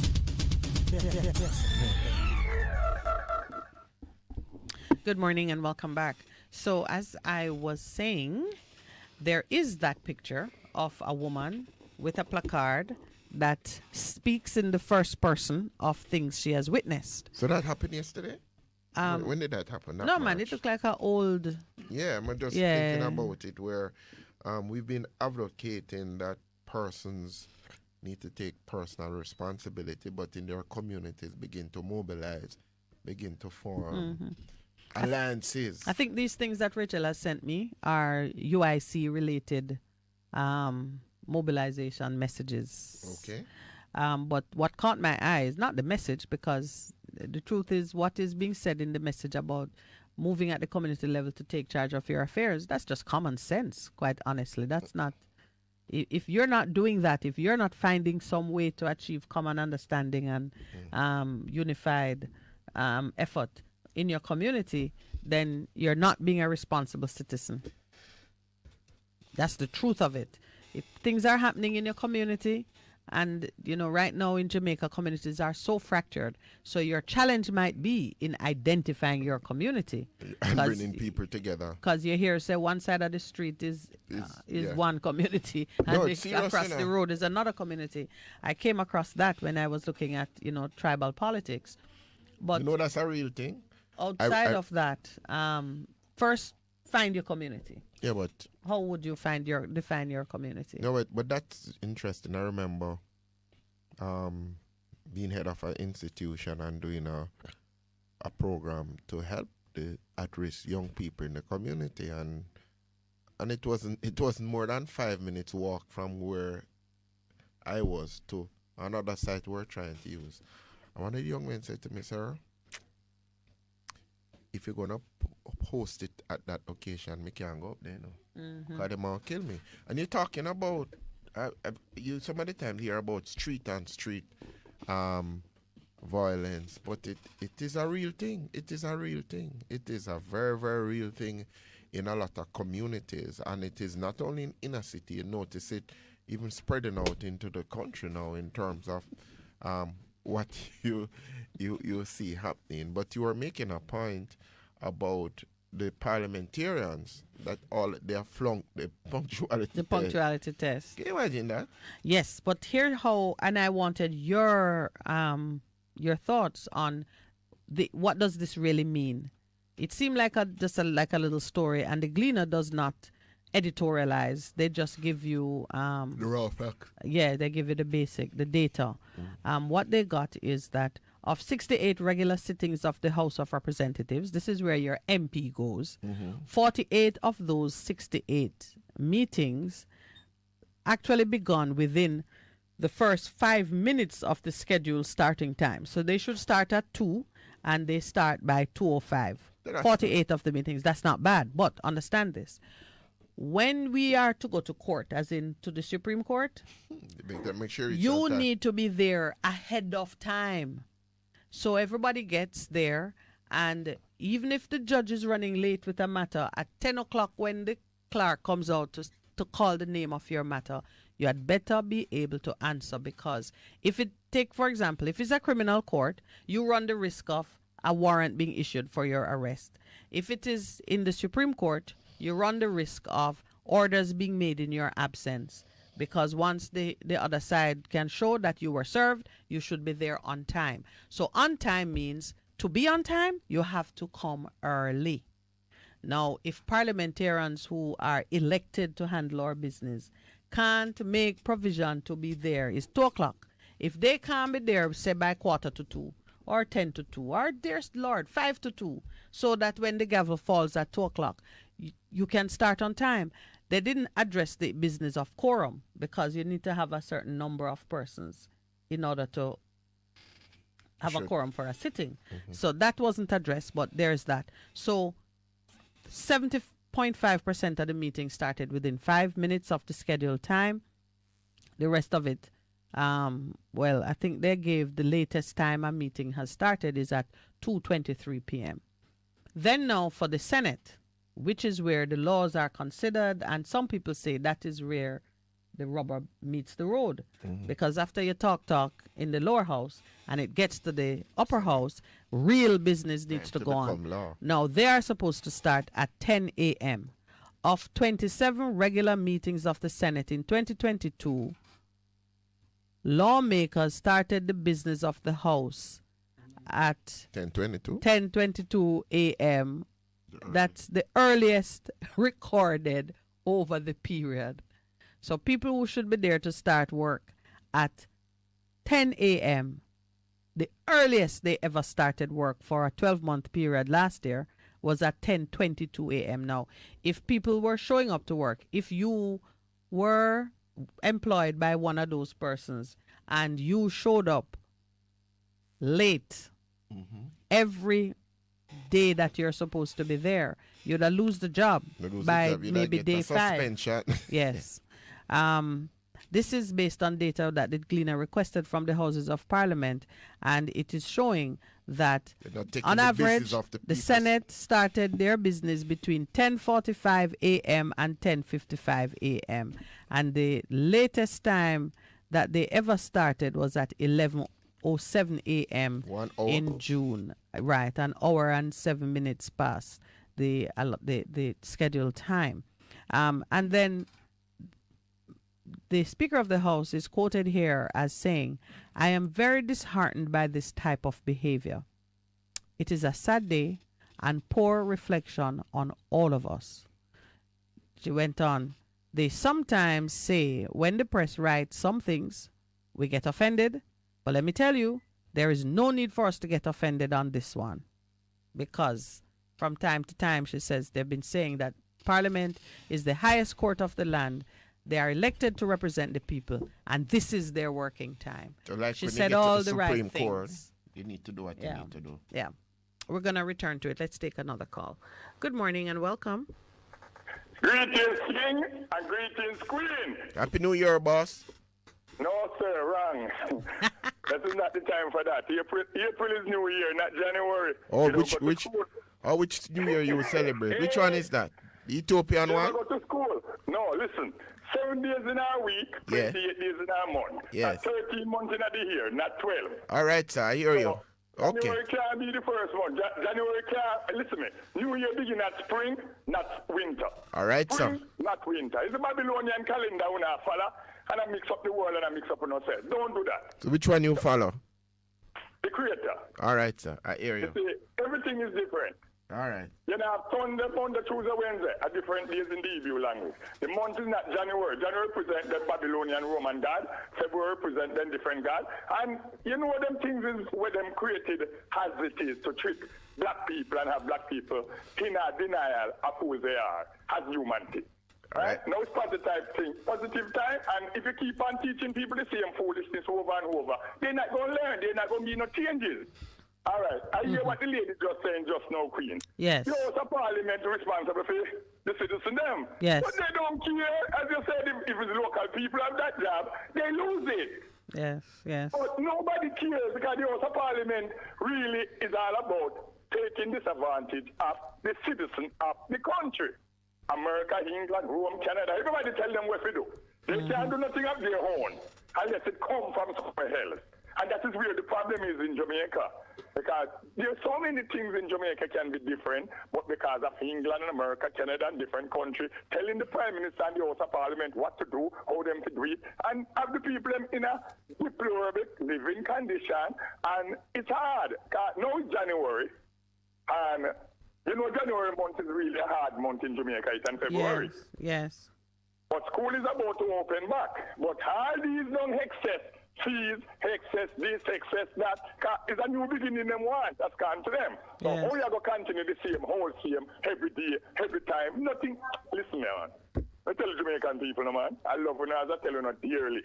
But, you know, ability, you have to change your mindset, the way you think. Start deal with love. Love is the source. If you start deal with love and care for your people in your community, as a politician, every politician must go in at the community, them especially those better community.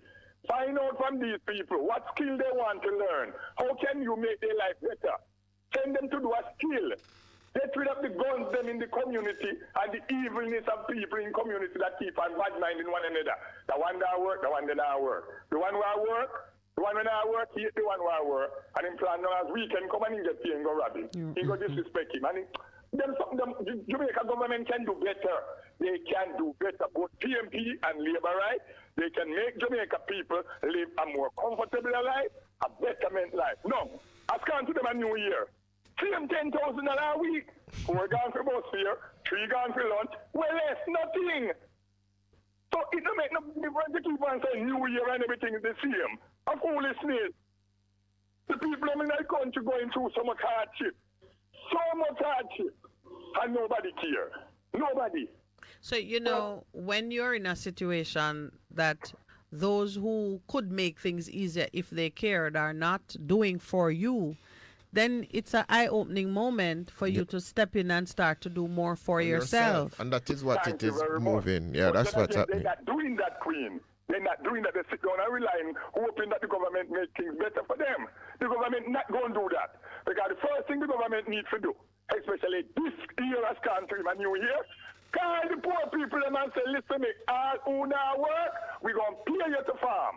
So you're going to farming. So if 1 million people now work, pay the million people to farm the land. Mobilize them. Better for them. Mobilize them to do something.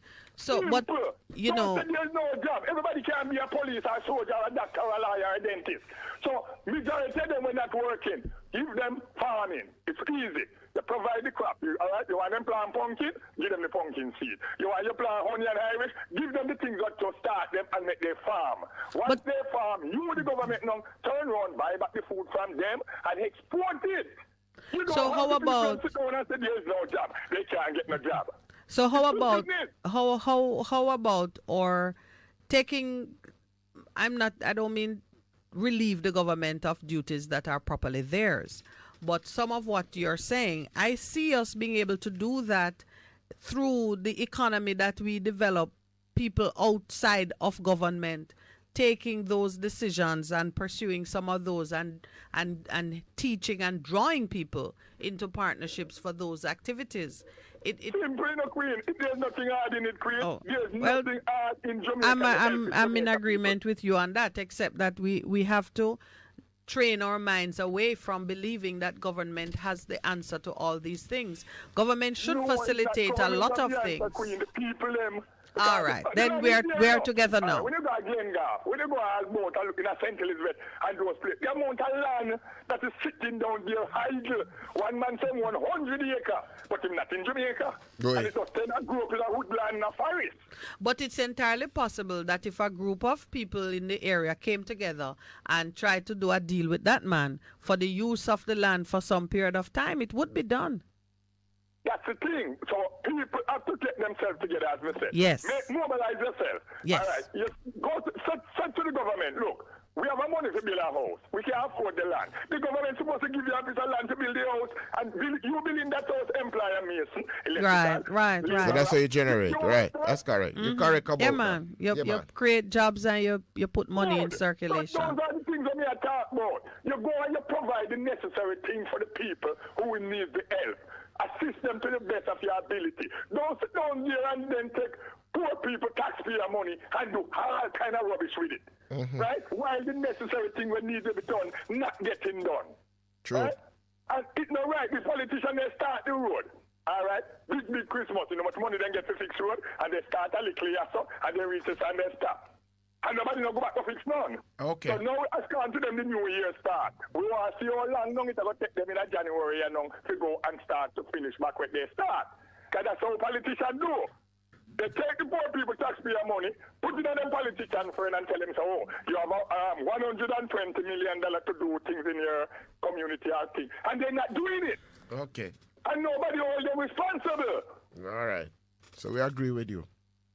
And things needed to be changed and hold responsible, especially in the House of Parliament between PMP and Labour, right? The disadvantage when they take a Jamaican citizen, somebody need to hold those politicians responsible. Anytime you see them start going jail, I bet the things change. But they have no law for that, them up. Everybody can do all kind of thing and then go court and they put off till 10-year time. They put off till 3-year time. And every time, they keep on doing it, going hand and hand in Jamaica. There are some who believe, and it sounds like you're one of them, that if the same level of effort that is being put into changing the sentencing guidelines and statutory limits, that's correct, for murder and gun-related crimes, if we introduced something for corruption in public office, that would, yes, it sounds like, yeah. But what about the politicians that bring in the gun to the guys them?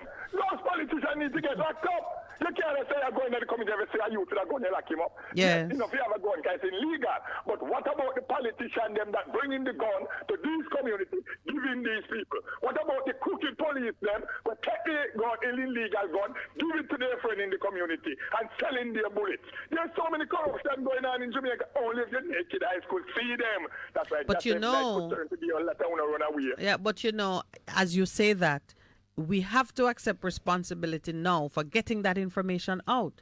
Like I see a woman with a placard that say, I heard the screams. Someone should get that information and act on it. Similarly, as you talk about persons who put guns in circulation and so on, we need evidence.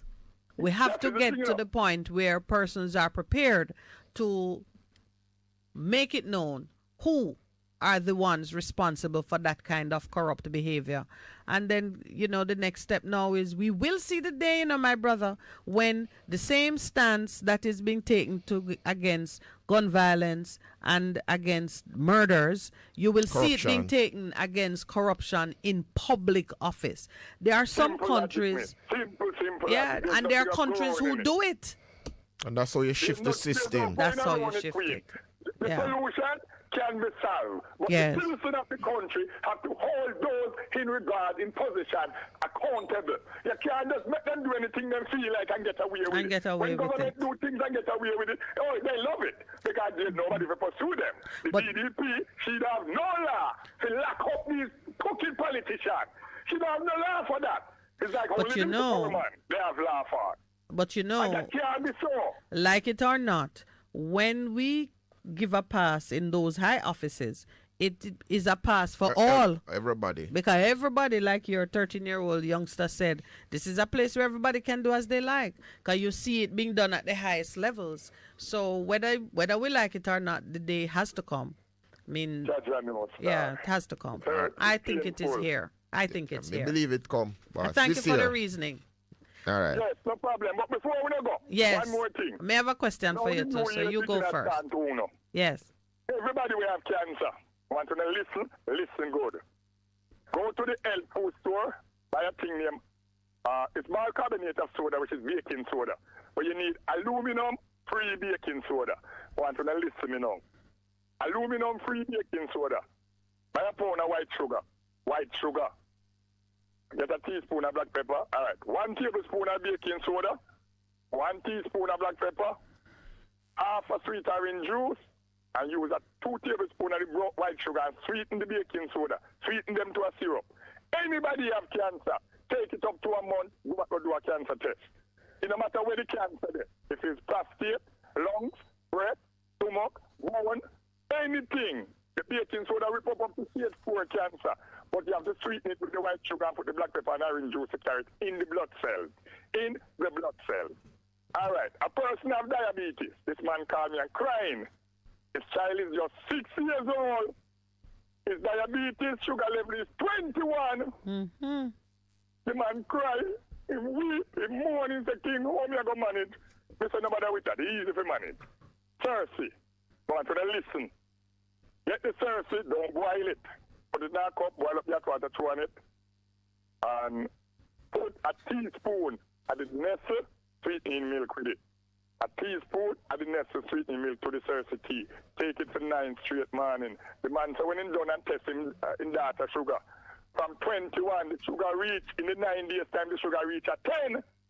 So, right? So that is Cersei steeped with a teaspoon of condensed milk. Carry the Cersei in the blood. Because the Cersei is an insulin producer, you know.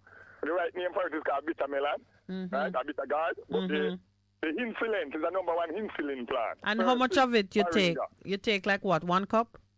Yes, man. Just take a cup of it. You just a cup of it. Just 1 teaspoon of sweetening milk. You steep the Cersei. Just get a little Cersei and steep. It can be 3 leaf, 5 leaf. It doesn't make a difference. 1 cup for 9 days. Yes, mate. Twice a day. And 1 cup twice a day. Some in the morning, some in the night. And they just take it, and what it do is supply the insulin to the pancreas. Because diabetes is fat in the liver. So once you have fat in the liver, the glucose insulin can't go to the pancreas to go in the liver. Because it's blocking the liver is blocking it from going in the blood. So once you cut the fat from the liver, you're good. So there's nothing hard in it. And the people with the sore foot can't well from the diabetes. Simple. Yes. Rate of the young papa, listen. Rate of the young papa, mix it with burnt kerosene oil from a lamp. When we say burnt kerosene oil, meaning you have a lamp, a kerosene lamp, and every night you light it, that is called the burn oil. Okay? Right. So you mix a little of that with the young papa, just henny sour. The young banana, rate of the young banana mix with the same kerosene oil, a little nutmeg, well, henny sour. The next thing we will the sour is the susumba. Beat up the susumba leaf, mix it with a little ashes, or just a little pinch of salt and tie it down for henny sour we can well, and it well it up. So there's so many things to help on this year. I want to ask you, I have a... Change your diet. Stop eating for Burger King, McDonald's, KFC, pizza. Those food is young. They have no medical purpose to help you. no medical purpose. The woman with breast cancer, the panganat. Just take the panganat and look at it and you see your breast. Take the panganat, look at it, is your breast. Any breast cancer, just mix it with the baking soda, as I said. Use it with orange juice and a little black pepper. The black pepper and the orange juice carry the panganat juice to the blood, kill the cancer cell, and you don't have to cut off your breast as a woman. Please, people, it's becoming time where we have left before things change. Yes. Take care of your health. Take care of your health is your wealth. Sick man, look how much money you have. Your money can't help you. You need to be healthy. So the food do not peel the food and that's where the banana skin, that's where the yam skin, that's where the potato, and that's where everything. Put them down and boil them and drink the water. Please. You cook the food, that's away the skin, the best part. That's away the water, the food cooking, the second best part. Then you heat the food. There's nothing in the food. Everything boiled out in the water and in the skin. Mm-hmm. I have a question for you now. You live longer by using the mineral from the food that you just boil. Because if you take it and feed the pig, it gets strong. One to you, you weak. So, that's why pork is good to eat. Yeah, your food is a medicine, but you know, you eat it just like cocoa.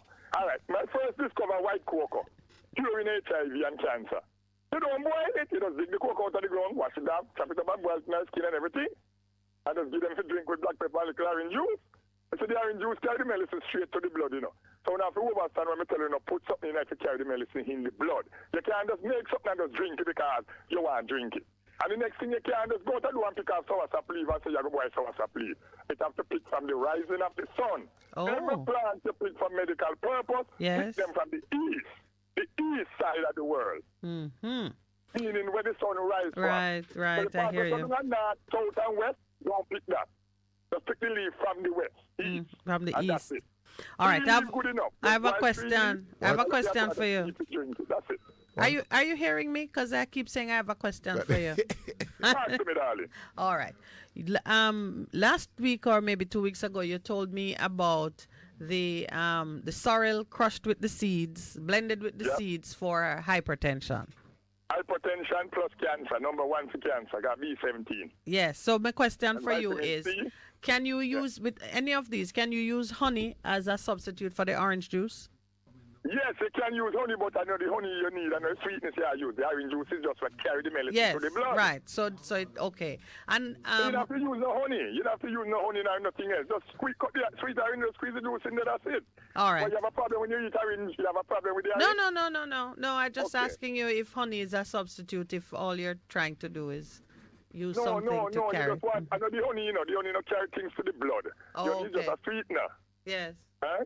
All right, my brother. Carry the medicine to the blood. Yeah, fever grass carry things to the blood. Black pepper carry things to the blood. Well, you had said what you had said brandy. You had said brandy or rum. Yes, brandy, white rum, vodka, gin. All right. If it's infection, vodka. If it's pain, nerve, brandy. If it's belly pain, gin, lime, and salt. And those things carry to the blood as well? Yes, darling. All right. Thank you so much. If that man have kidney problem and he can't pee, just drink 2 words right beer one after the other. You piss like a ass. Diuretic. I drink 2 Heineken one after the other. You must urine. Yes. All right. So, thank you. Everything is there for healthy people, and is how you use them. I love it when you give those tips for healthier living. All right, my brother. Thanks very much. Choice, man. Just live to love and love to live. Remember, God never created people to die. The Creator created people to have good health and live. All so right. Remember, that's why I'm telling you, food is a medicine, medicine is your food. All right. That's a good note. Thank you. People, show them the right way, how they can live. Thank you. I'm running now because I think we're done. Love is life, life is love. And thank you for listening. Yes. Thank you for care. Bless you. Okay. What is happening? One of the lines not working. Oh, okay. All right. I want to give a shout out to Miss Babsy. Bodu.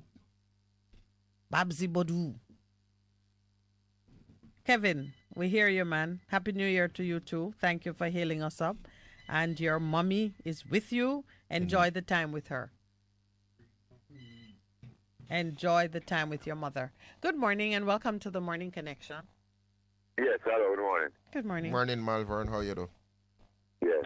I don't like people who call and they never discuss. All them do is have a monologue because the only person who them hear is themselves. They never hear other people. Well, I was actually wondering if he was hearing me at all because I kept saying I have a question. But he wasn't. He was on a roll. Yeah, well, he's always on a roll. Always. He never listens to others. I want to know about sugar. To my knowledge, cancer feed pan sugar. Cancer feed pan sugar.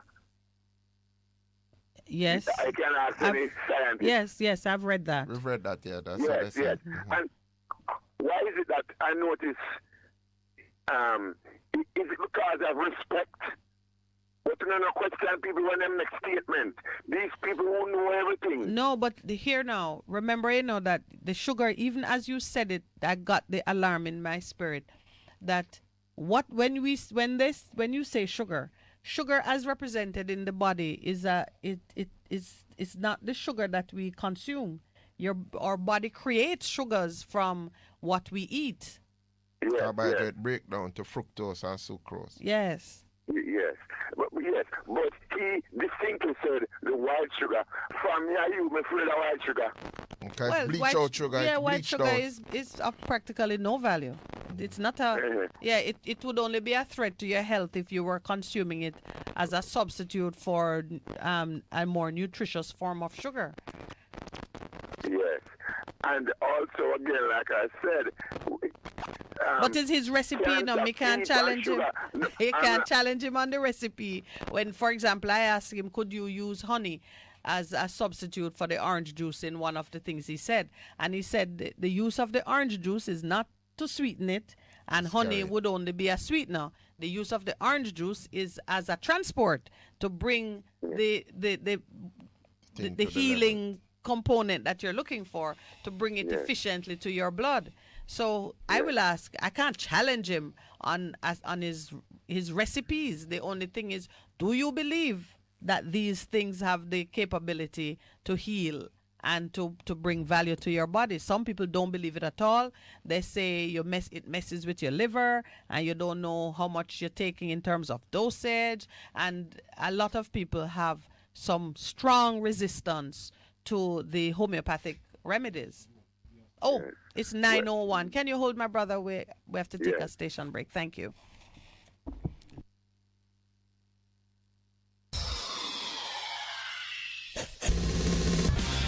You're simply the best. Better than all the rest.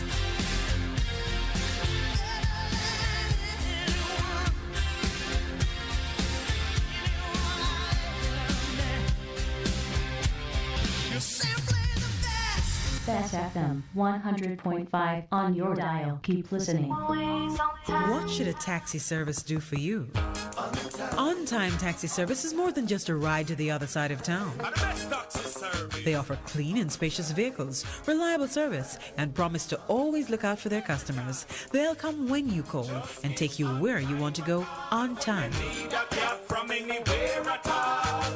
You can call us at 926-3866. We are something special on the road.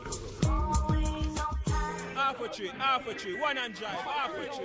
Bossy, how you do I take taxi star? Jano, I want to tell you, say, at 2 months now, my transmission mash up, and me check everybody and can't hear nothing positive. Yeah, hear me? You waste all that time I shop around and never call the experts. Winters Auto have them. Them have over 35 years of experience, and them diagnose the problem and get back your transmission brand new. For them service excellent and efficient. Trust me, man. Yeah, hear me? Call them at 929-7040 or go to them at 106 Maxfield Avenue, Kingston 13 and talk directly to the boss. Just tell them I'm me, send you. You big star. Yeah, man, respect my boss. I try calling her, cause trust me. Waiters Auto Spares and Repairs, good afternoon. What a relief.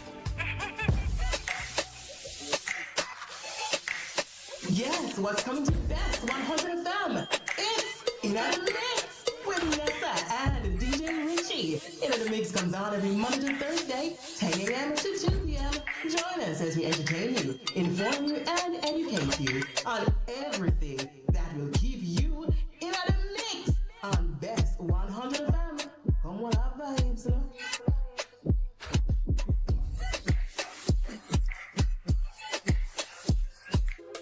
what's up? It's your girl, Lady Lee, the Queen of the South, and I'm inviting you all to trailblaze with me on the best of the best radio station, the Bess100 FM, Mondays through Thursdays, 2 to 5 p.m. You can't afford to miss it on your airwaves. Yes, trailblaze with Lady Lee right here, Mondays to Thursdays, 2 to 5 p.m. on the best of the best, Bess100 FM. Mwah. Half a tree, 100, 200. Ready, mama? Ready.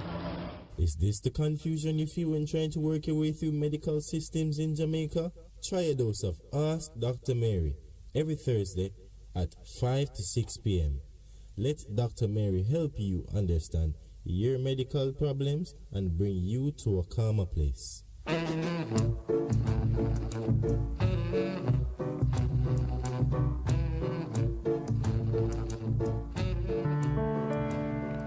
This is your beloved Pastor Percy from the Morning Connection. Support our commitment to Jamaica by joining us on Wednesday mornings at 7:30 when we pray for the nation. Show us you care. Advertise with us. For more information, call our offices at 876-276-8935. The Morning Connection is not your usual talk show. We aim to stimulate discussion and chart new paths to self-empowerment. So please join us, Minett and Percy, on The Morning Connection, Mondays to Thursdays, 6 a.m. to 10 a.m. on Bess100 FM. It's good, it's better, but nothing beats. Welcome back, my brother. Thank you so much for holding. Yes, thanks. Yes, when he says about the medicine is to be transported into the bloodstream. Yes. That's a concept. That sounds real. Yes. Mm-hmm, it is. And I think alcohol does that. Yes. I think. Yes. You know, you can tell it. You take a sip of rum, you feel it like go right into. You feel it move into system. So like the one he was talking for hypertension now, the transport, part of the transport is the alcohol. Yeah. And he said add some orange juice. So when he said the alcohol and the orange juice, I thought that the orange juice was not so much transport. I thought it was to sweeten it a bit. Mm-hmm. Yeah, but he said no, it's part of the transport. You know, there is a lot of science and study around transporting medicine to the blood, to the body part that needs it.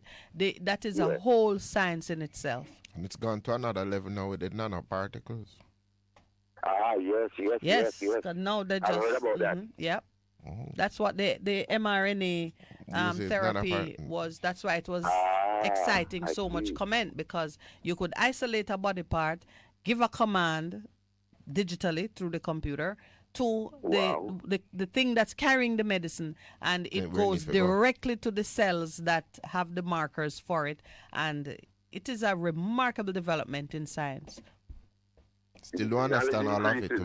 I'm sorry? Knowledge increases. And knowledge increases. It does. And every time it increases, there is a certain amount of paranoia that surrounds it, because those who don't understand it fully say maybe there are some ethical concerns regarding how you use it. And because they know that while knowledge is increasing, ignorance is still there, you begin to wonder, am I harming something that's not visible to me just yet? Yes. One last thing. We talk about New Year's and all that. I believe, from what I read, the New Year's could never be in the middle of winter. It don't make a sense. It don't make any sense. Makes no sense. As he was speaking about it, I have long been, thinking about the natural cycle of things when there is, regeneration and birth. It would be in spring. Springtime, yes. Springtime. It must be springtime. Springtime. Yes. That is, spring is Passover time, right? Passover and spring at the same time. Roundabout, that's correct. Yes. Yes, man, if you read the Old Testament, yes. Passover and spring. It is. And in fact, it is said that the beginning of the month is the year Nisan, Arabib, A-B-I-B, Nisan. So springtime, so it's just common sense. Yes. Based on knowledge. Yes. You know that the beginning is in spring and the end is in winter. And it makes a lot more sense. ABC 1, 2, 3. Yeah, it makes. Every farmer know that. Ah, there you go. Back to the almanac. And it makes more sense to align your calculation of time and seasons with what is happening in the natural world.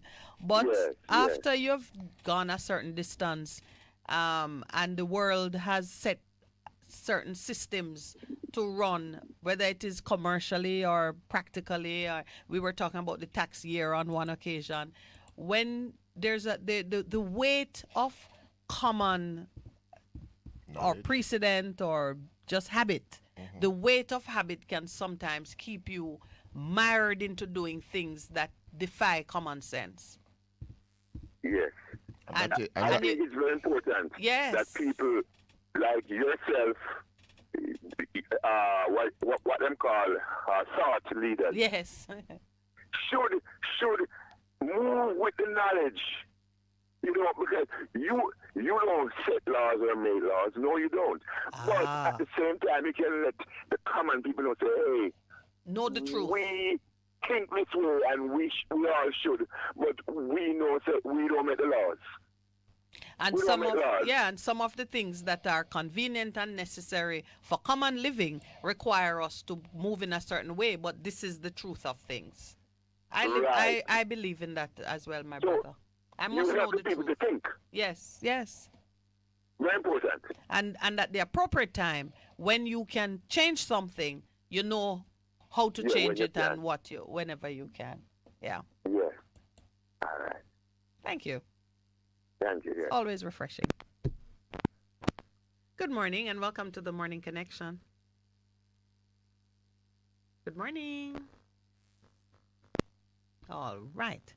Do you know, when you start to look into all the research that is being done on cannabis and its usefulness in so many areas of life, the science that is emerging on how to transport the goodness of it to the right place, it is fascinating. Fascinating, because a lot of people are distracted by what is described as the harmful effects. But there are a lot of good things in it. But there are so many good things. Good morning and welcome. Yes, good morning. Good morning. Good morning, sir. Yeah, I'm here. Good morning to the universe. How are you? Still the voice of all nations, the voice of one spiritual oneness. All life give account unto the spiritual existence that is right in front of everyone's eyesight. Only few shall acknowledge and aware of that identity. Why? We are in a system that even drives fear into your mind and to your spirituality. That means you can't see the truth, and through fear, you don't analyze, recognize that identity, see yourself, and know that it's something that is right in front of you, and you cannot escape it. Anywhere you go, it is right here. It works with the light and the dark. But that dark is the spiritual dark of the universe in oneness of its creation.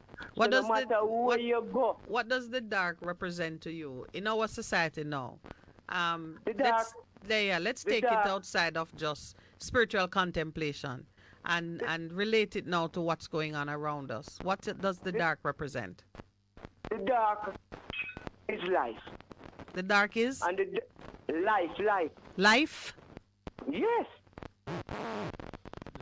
No. Yes, but I'm sure I agree with you on that because... Well, I know. Yes. What happening, Yes. Remember saying, you come into a system, that drives fear. Before you enter to your mother's womb, you have in problem to come in even to this world. That is the European scene, that is a colonial system. That let go this power because they want to run earth with them earthly. So the dark could easily be the resistance to life, because but you have negative and you have positive. So the dark is the negative. You want to hear about the negative? No, I'm asking you what is representative of the dark, because you can't be too mystical in the conversation. You know, you and I might love the poetic talk, but we do have listeners, and I want them to understand, to find the wisdom in what you're saying. So I have to pull from you something that makes it more relatable. Miss Minett, yes. This is what I'm saying. Yes. If you do not recognize the identity of your spirituality, and that is what is the problem all about. We are in this system but what we are saying, we recognize that everything comes out of the spiritual realm. That is a given. You know, come out, you're within the spiritual realm that is right in front of you. Hold on. The physical realm, wait, we no, brother, need hold on. to love. What are you saying? No, I'm just simply saying to you, you said that everything that we are comes out of our spirit, right? That is what you're saying, correct? To come out within without the womb of the existent alive, which is the spirit. That is the darkness. That is the you know, see, a space right now. You're in the studio, and if you look around you, you're in the light and the dark, but you see a shadow. No, and the space that you not like how the earth has been. So what sustains us? What sustains us? The dark or the light? Because people are looking for survival. It's oneness. This is what I'm saying, you know. All right, we don't agree with you on that. Part of balance. No, but what I'm saying to you, my brother, what you're saying, you said the dark is what sustains us, and I'm saying no. The light is what sustains us. Which represents the light.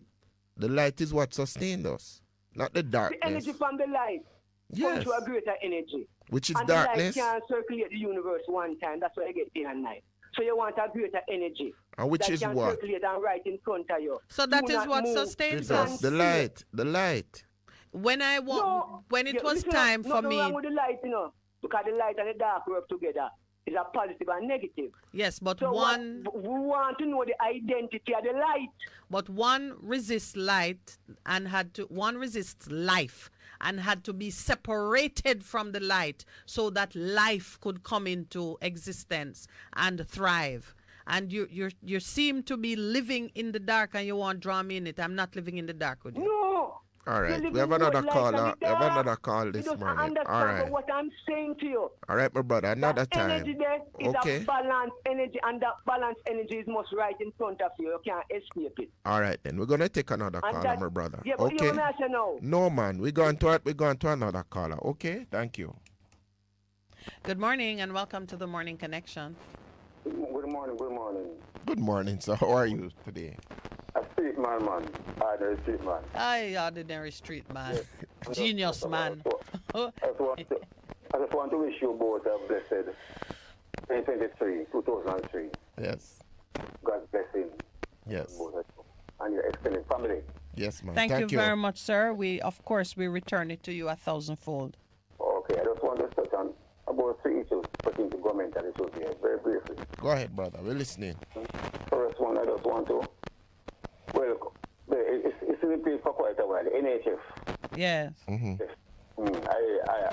I welcome that. For those who can't afford the medication. It's a great help for them. Which one of them? Which one of the medication? The NHF funds. They are for glaucoma. Okay, and they put on the PSA test now for men. Yes. And they pay, as you said, the PSA is just added. Yes, right. So it's a good thing, and it has come out of that happened, and I think it was Mr. Patterson who was Prime Minister in terms of some of the funding. Yeah. Mm-hmm. Mm-hmm. It's a great thing. It's a great thing. Yes, yeah, I welcome that. Mm-hmm. Welcome that. Yes. Moving on now again. Another one. I still on the crime fighting thing. Mm-hmm. It's an ongoing thing, and I do believe it's an ongoing thing for some time ahead. And I just want to welcome the review of the Bail Act. The Bail Act. Yes. They're going to review the Bail Act. I welcome that. They've pretty much rewritten it.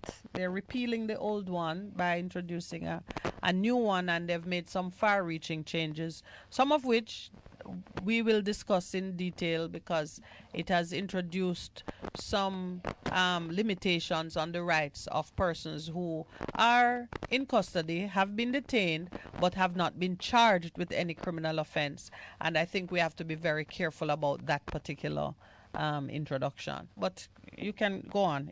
In the overall, it is good that we are reviewing the policy that pertains to bail and so on. Yes, and as you mentioned here, thank you for that. But on the other side, I just want to, because the reason why it comes foremost to my mind is that, yes, so many times, I see where individuals have committed crime, and when I listen to the news and go back and check, they're given bail on some very serious charges, murders, shooting, and those very same individuals out here committing crime. Yes. A number of those in last year, in 2022, they held them. They ran murders, shooting, and they were given bail and committing murders again. When they caught them, they realized that they were on bail for murders and for shooting. So, I want to say something on that score, because reported in that way, it would suggest that there's some carelessness in the grant of bail to persons who are charged with, various offenses. And it is a narrative that we pick up. I've picked it up from the police. Except on rare occasions, judges are not careless in exercising their discretion for bail.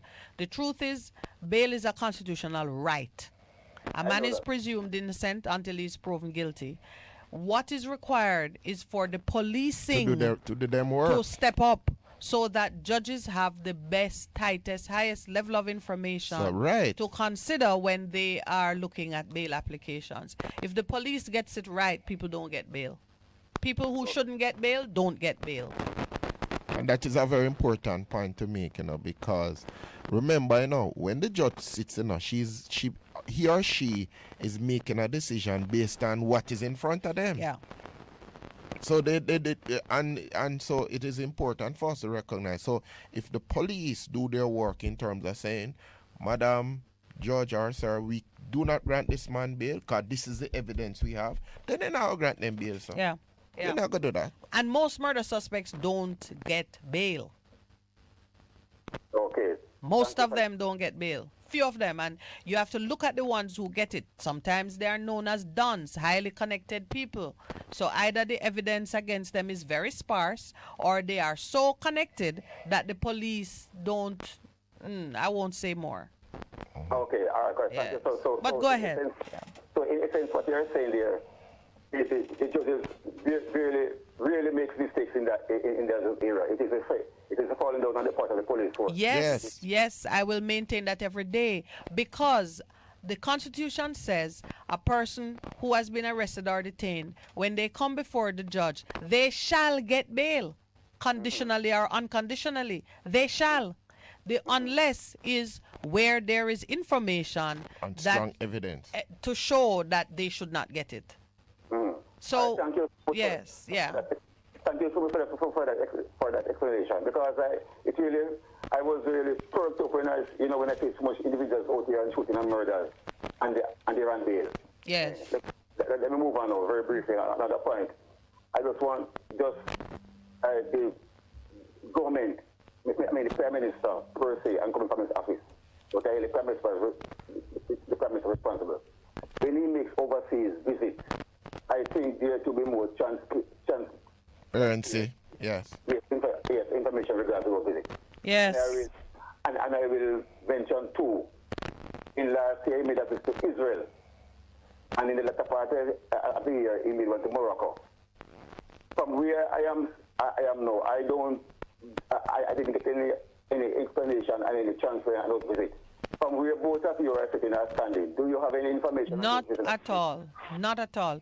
The Prime Minister, when he goes on these visits, he is like any other high-level employee who go to a conference or go to a meeting. When he come back, he must report to the people to whom he is accountable. Rightly so. Unless he's on vacation and he was on a shopping trip, nobody cares except that he's safe and well treated. But when he goes to do something on our behalf, he should give an appropriate report. Now, some of the visits might involve matters of national security importance, and he can't come back and say, well, I just went and discussed XYZ because it would be harmful to the national security. But he should come back and say, I went to discuss matters of national security, and I can report that certain arrangements were put in place that will give us greater effectiveness in handling this or that. Because the criminals, them must know, lawbreakers must know that we are resourcing ourselves to address wrongdoing in this country. They must know. They shouldn't be left thinking that we are helpless and we don't have no resource and we're friendless and they can do whatever they like and go to wherever they like. I certainly approved of him saying to the U.S., you need to be partners with me in handling the flow of guns and drugs from your country to mine, not just the other way around. That's something he should have done a long time, and I think many of us appreciated seeing him step into that space and make demands on our behalf because we are worthy of it. Yes, yes. Thank you so much for concurring on that point, man, because just repeating myself, if they are so with it, they want to Israel and they want to Morocco.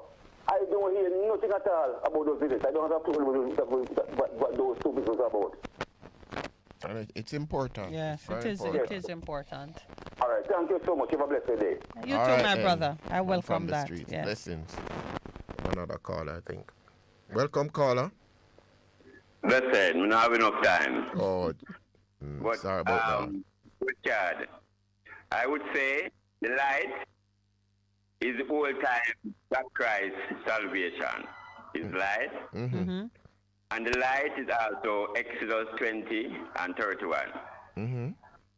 Yeah, them are the light where we need all of us collectively as one black people to return to our old-time salvation order, Christ order, Melchizedek order. Just our something, understand? And just that we need to return to. That are the light where we need to. All right. So like us, you are not going with the caller with the belief that the darkness is the source of our life. Empress, that sound to me like seem to me like Humpty Dumpty, Satan Wall, Humpty Dumpty at a great fall. That's what that sound to me. And then okay, all right, I get you. Yes, and yes, I'm sorry you don't have enough credit to give us a good conversation, but I do understand. And I want to confess. I have to confess something. Yes. One time when I came and I kept talking about Africa. Yes. And the producer was kind of so I was kind of vexed. You didn't vex with us. We know. Yes. When we sit down and the guy checked me and said, then I choose the producer. I say. Well, I love your honesty and your openness. Take a real man for say that. Yes, yes.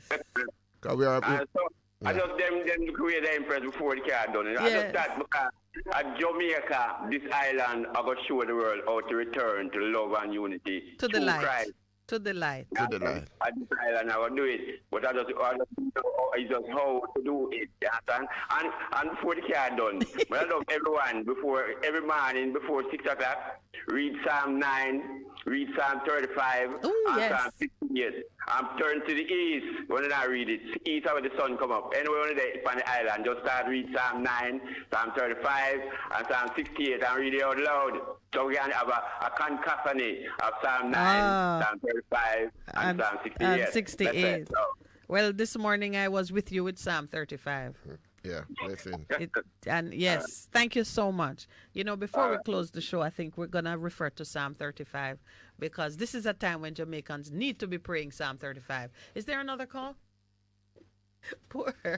Let me just... I am celebrating. We have a new AC in the studio, and I am happy. I look across at the producer and the engineer, and they're frozen.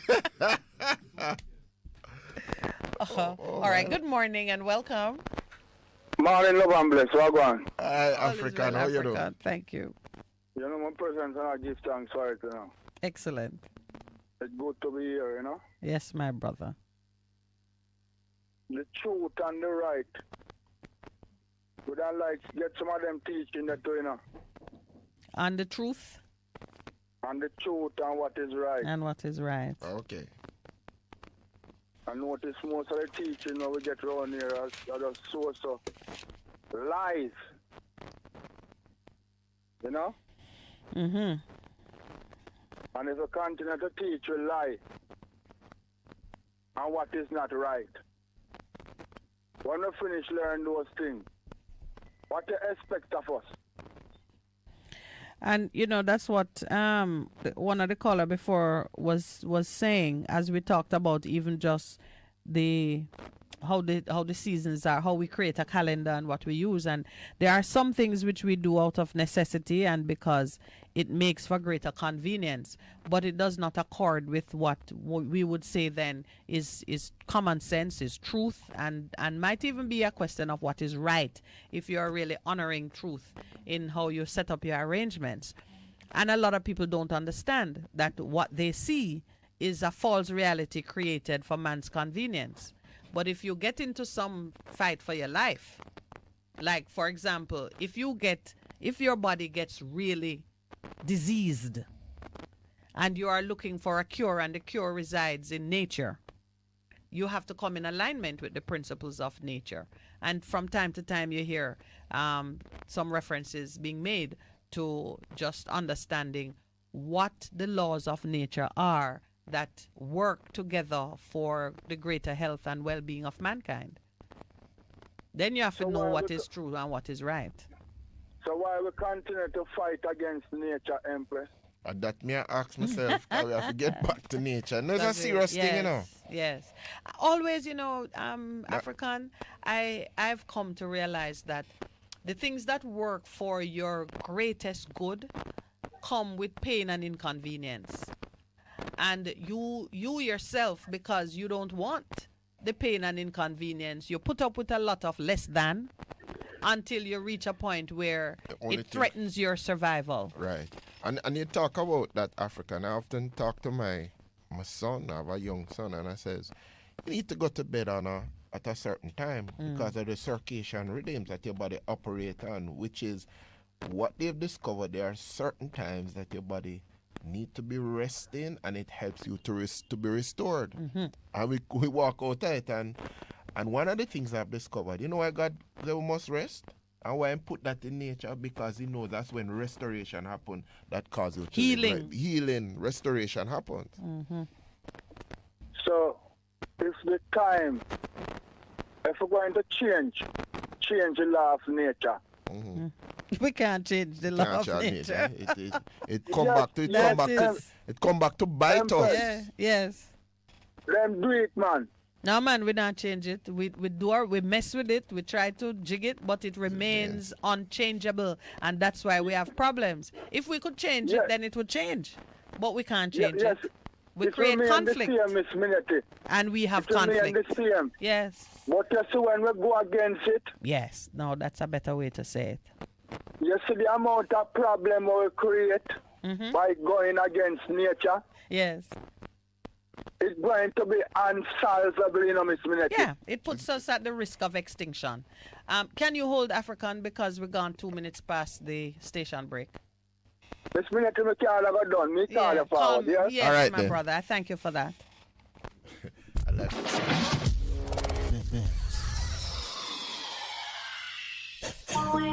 What should a taxi service do for you? On-time taxi service is more than just a ride to the other side of town.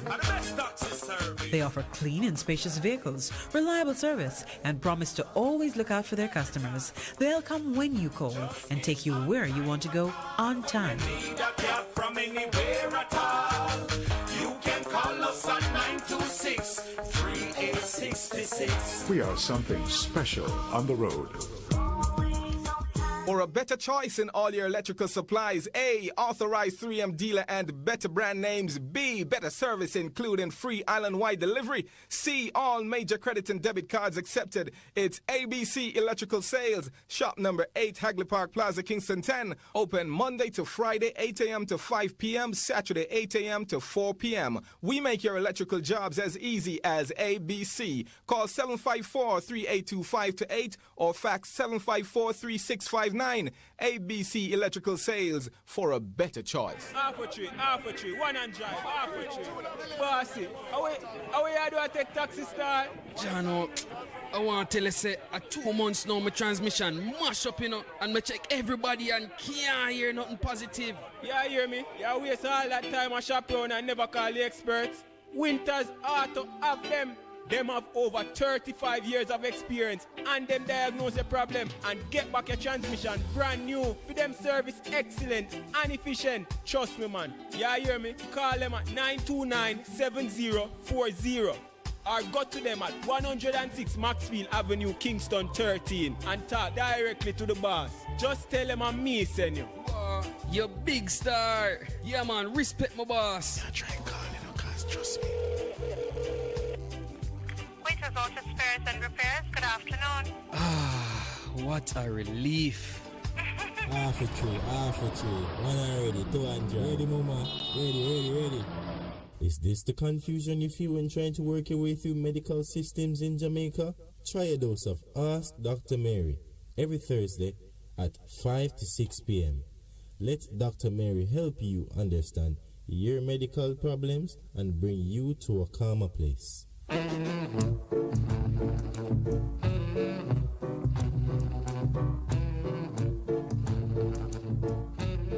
Hey, what's up? It's your girl, Lady Lee, the Queen of the South, and I'm inviting you all to trailblaze with me on the best of the best radio station, the Bess100 FM, Mondays through Thursdays, 2 to 5 p.m. You can't afford to miss it on your airwaves. Yes! Trailblaze with Lady Lee right here, Mondays to Thursdays, 2 to 5 p.m. on the best of the best, Bess100 FM. Mwah.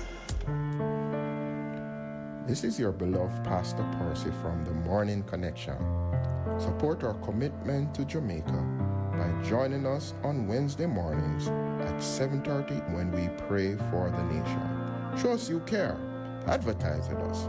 For more information, call our offices at 876-276-8935. The Morning Connection is not your usual talk show. We aim to stimulate discussion and chart new paths to self-empowerment. So please join us, Minett and Percy, on The Morning Connection, Mondays to Thursdays, 6 a.m. to 10 a.m. on Bess100 FM.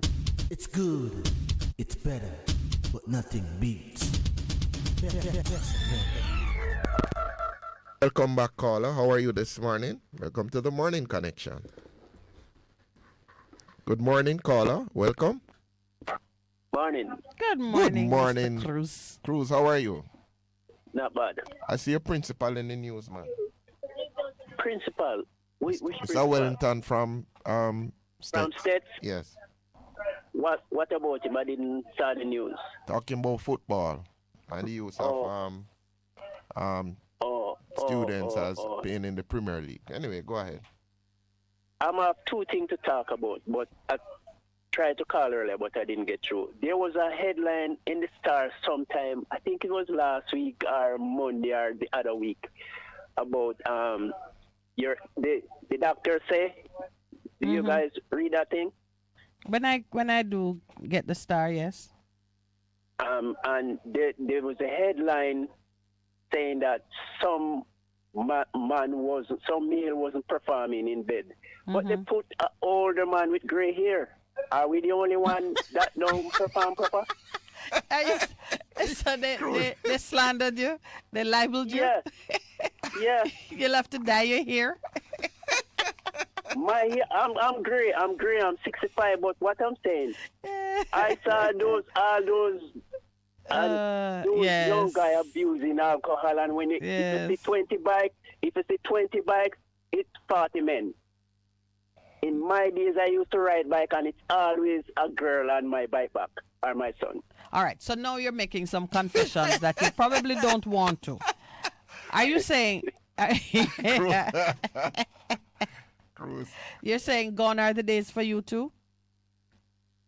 No, I'm just saying why they have to put, they should have put both like a middle age, like somebody about 40 or 30, or maybe 60, because you know, so when you get older, the tree's gonna die. It's a must. The tree's gonna slow down and stop bearing amount of fruit. Anyway, the other thing I want to ask about, yes. Are any of you guys JP? Yes, I am. Miss Minett, are you? Oh, no, I'm not. Your husband? No. What I'm seeing a trend here, it's like this government is putting a lot of JP, and it's like they want them to solve crime. That's like what I'm seeing. It's not it's like like a part of the fight. The two things you have mentioned are absolutely true. This government is commissioning a lot of new justices of the peace, and they are seeking to do it across various age groups as well. They are very keen on having younger persons fully represented in the cohort of new JPs.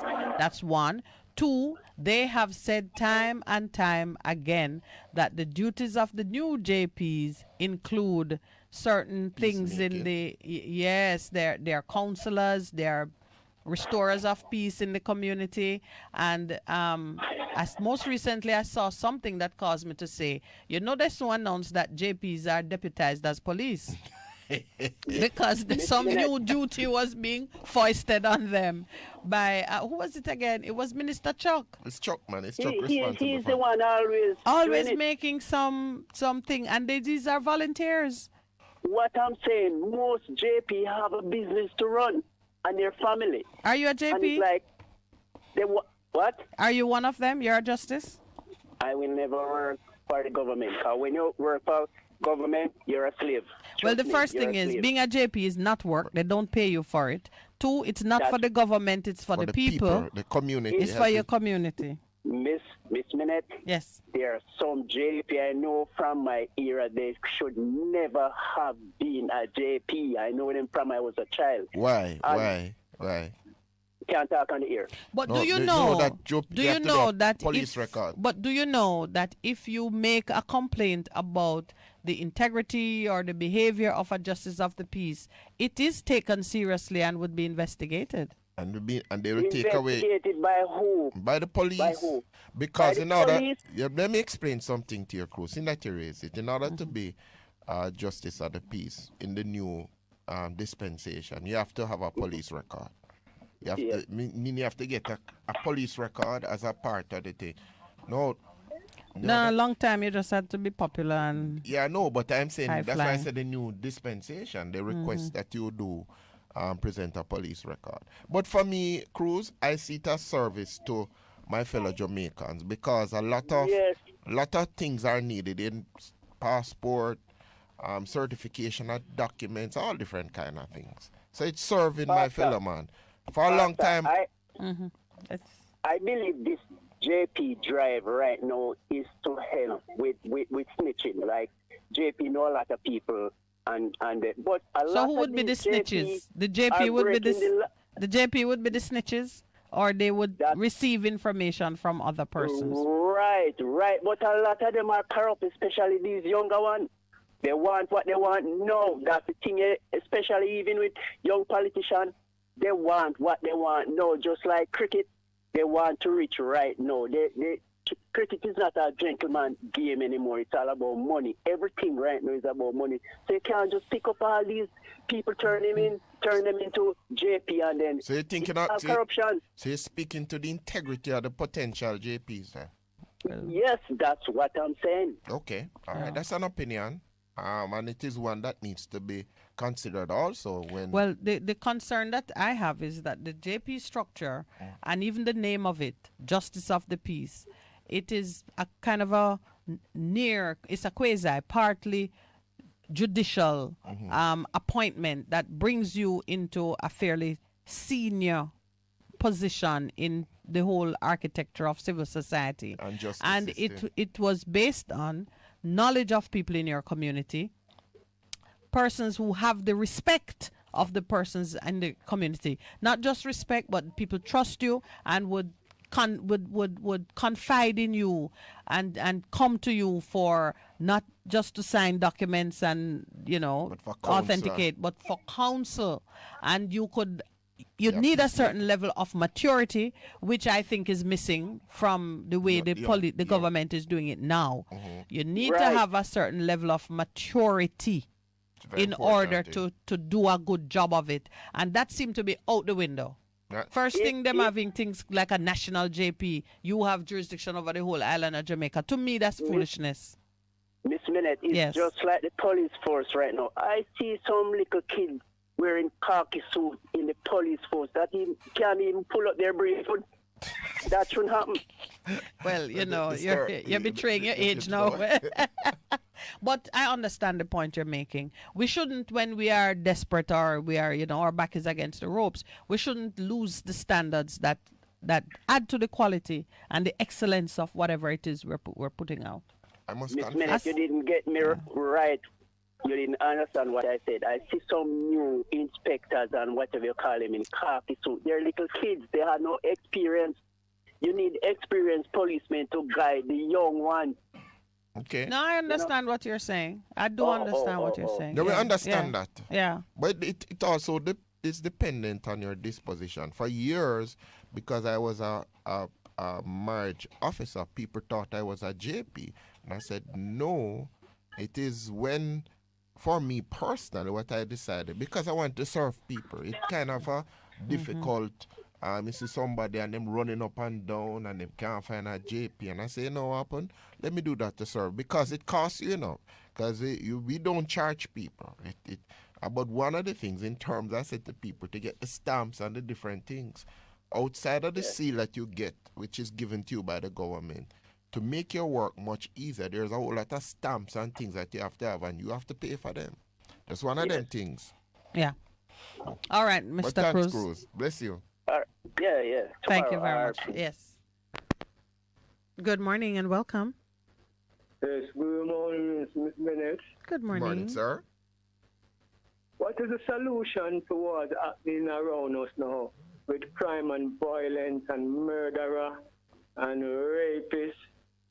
What is the solution, Miss Minett? What do you think? Let me put the question back to you because... No, you can't put a question back to me, Pastor. I ask you, man. No, we know what it is, you know, because we have... So share it. Let's share it. My brother, I know based on my experience, and I have enough maturity now to feel that my knowledge is credible. I know that we're not going to shift behaviors, antisocial behaviors, criminal behavior that show a rejection of society, behavior that show hatred of self, behavior that show a determination to survive by taking from others.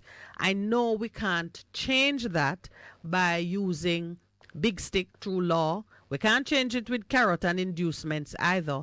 We have to do the hard work of retraining people in terms of their spiritual life and well-being, their knowledge of self, their knowledge of God. We know that it is hard, painstaking work, and we're going to lose some because some are going to die, some are going to give up, some going to fail at the attempt. But it takes hard, slow work. Right now, and we have to address everything because people turn to crime out of frustration, anger, rage, disappointment, and some just don't have the skills to go and pursue something that will make a difference at the time that they need it.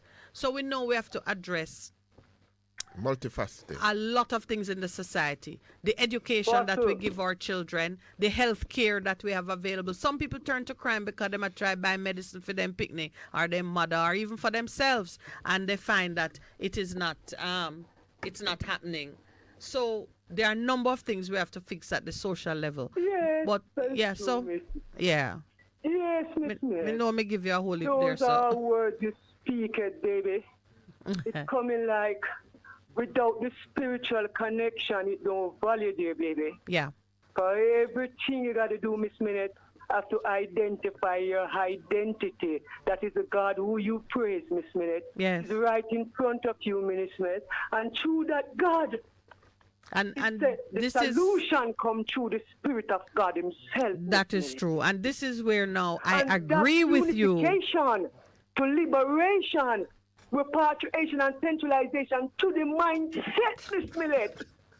We're coming to a period of mental slavery through the mind that's trapped with for not knowing our true identity. And this is where me and you agree now. Say that is we agree a long time, but you need to get the root of yourself in order with your maker in you that is right before you at this moment. And at this time, Miss Minett, is here, dear, and everywhere. No one escapes that identity. It is the image of the reflection of yourself that is a shadow with light throughout the universe. All right, my brother. In oneness, everyone who are listening to the radio at this moment, at this time of it, identify everything in oneness, because you're in this place of womb of life. All right. No, you know, this is the last call.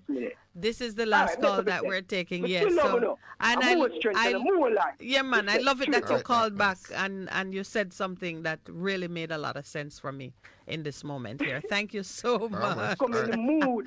Yes. I love it. The mindset is the power, Miss Minett. Yes, I love it. All right. Bless up. Okay. Wow. That's a great note on which to end, actually, because that problem is bedeviling everybody now, and everybody is reaching for a quick fix. And yeah, the quick fix can do a thing in short order, but it's only in short order. You're going to be right back to where you began. You were. In fact, you're going to be worse off, because when we brace up ourselves with so many repressive laws, and when we follow a certain path in terms of how we treat one another, especially those who are so vulnerable amongst us, victims of crime, and the very ones that we are calling violence producers, because they are victims too. They didn't just occur. They are the product, they are the fruit of some very bad seed that we planted time ago. And they are also our responsibility. Whomever we can. Why is Lowell laughing at bad seed? You know, I said no. Pastor, you take it. I say, Lowell dying with laugh across the way. Bad seed. We plant bad seed. Like when I got the corn that was all withered and tried to plant and we did plant good corn. No, we thought we planted good seed. No, but you see, and it is a recognition by us as a society. You call it bad seed.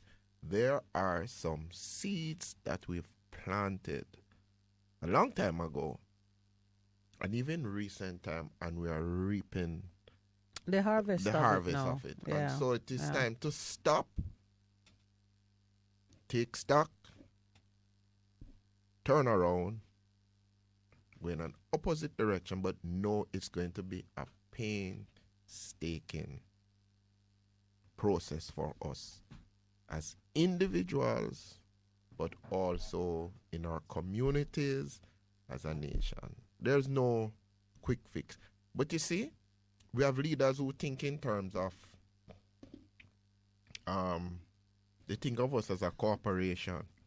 You quick profits and you do that and you, oh yes, man, and you do that for a time, and then because it did some bad things, like in companies, you begin to see further along the road. You see the quick profit early, but then the long-term thing, you lose it. But that's what it is. It's interesting how darkness came back in a different form today. Darkness changes voice on us. I don't call him darkness. That's what he calls it. Yeah. It's what he calls himself. Yeah, I never understood why. But I think he had rebranded. Anyway, I love it. He's very poetic. And he does it. And his thoughts are deep, and sometimes you have to just be persistent in getting the value from it. But there is value. Ask a serious question. How are we going to fix it? We can't fix it now. It is the question everybody is asking, and we always reach for the shortcut answers, and that don't get no. What they said, shortcut draw blood. Do you remember that? Shortcut draw blood. Right. So thank you to everyone on air online. May I read some glorious things online, but we don't have no time to. But I'm gonna share one with you that just tickles me. Somebody asked, "Is chicken back nutritious?" Somebody else says, "If chicken back never nutritious, me wouldn't be here." No, sir. But yeah, the thoughts are deep. Thank you so much. Tomorrow morning, are we going to the Ligani Club? Maybe not. All right. We'll be around tomorrow morning. It's the surprise. Take care, everyone, and thank you to those in the house who have made this morning possible. Pastor Percival. What could I know? Bless you always. Thank you. Oh my Lord.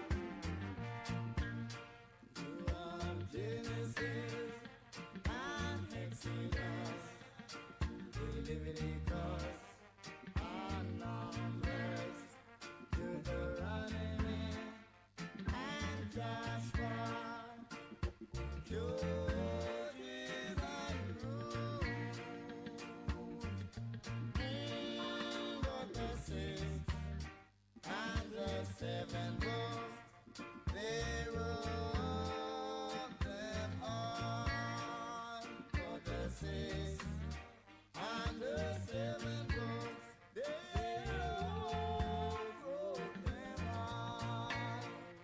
Brother Moses and Solomon, Peter, James and John, Deuteronomy and Joshua.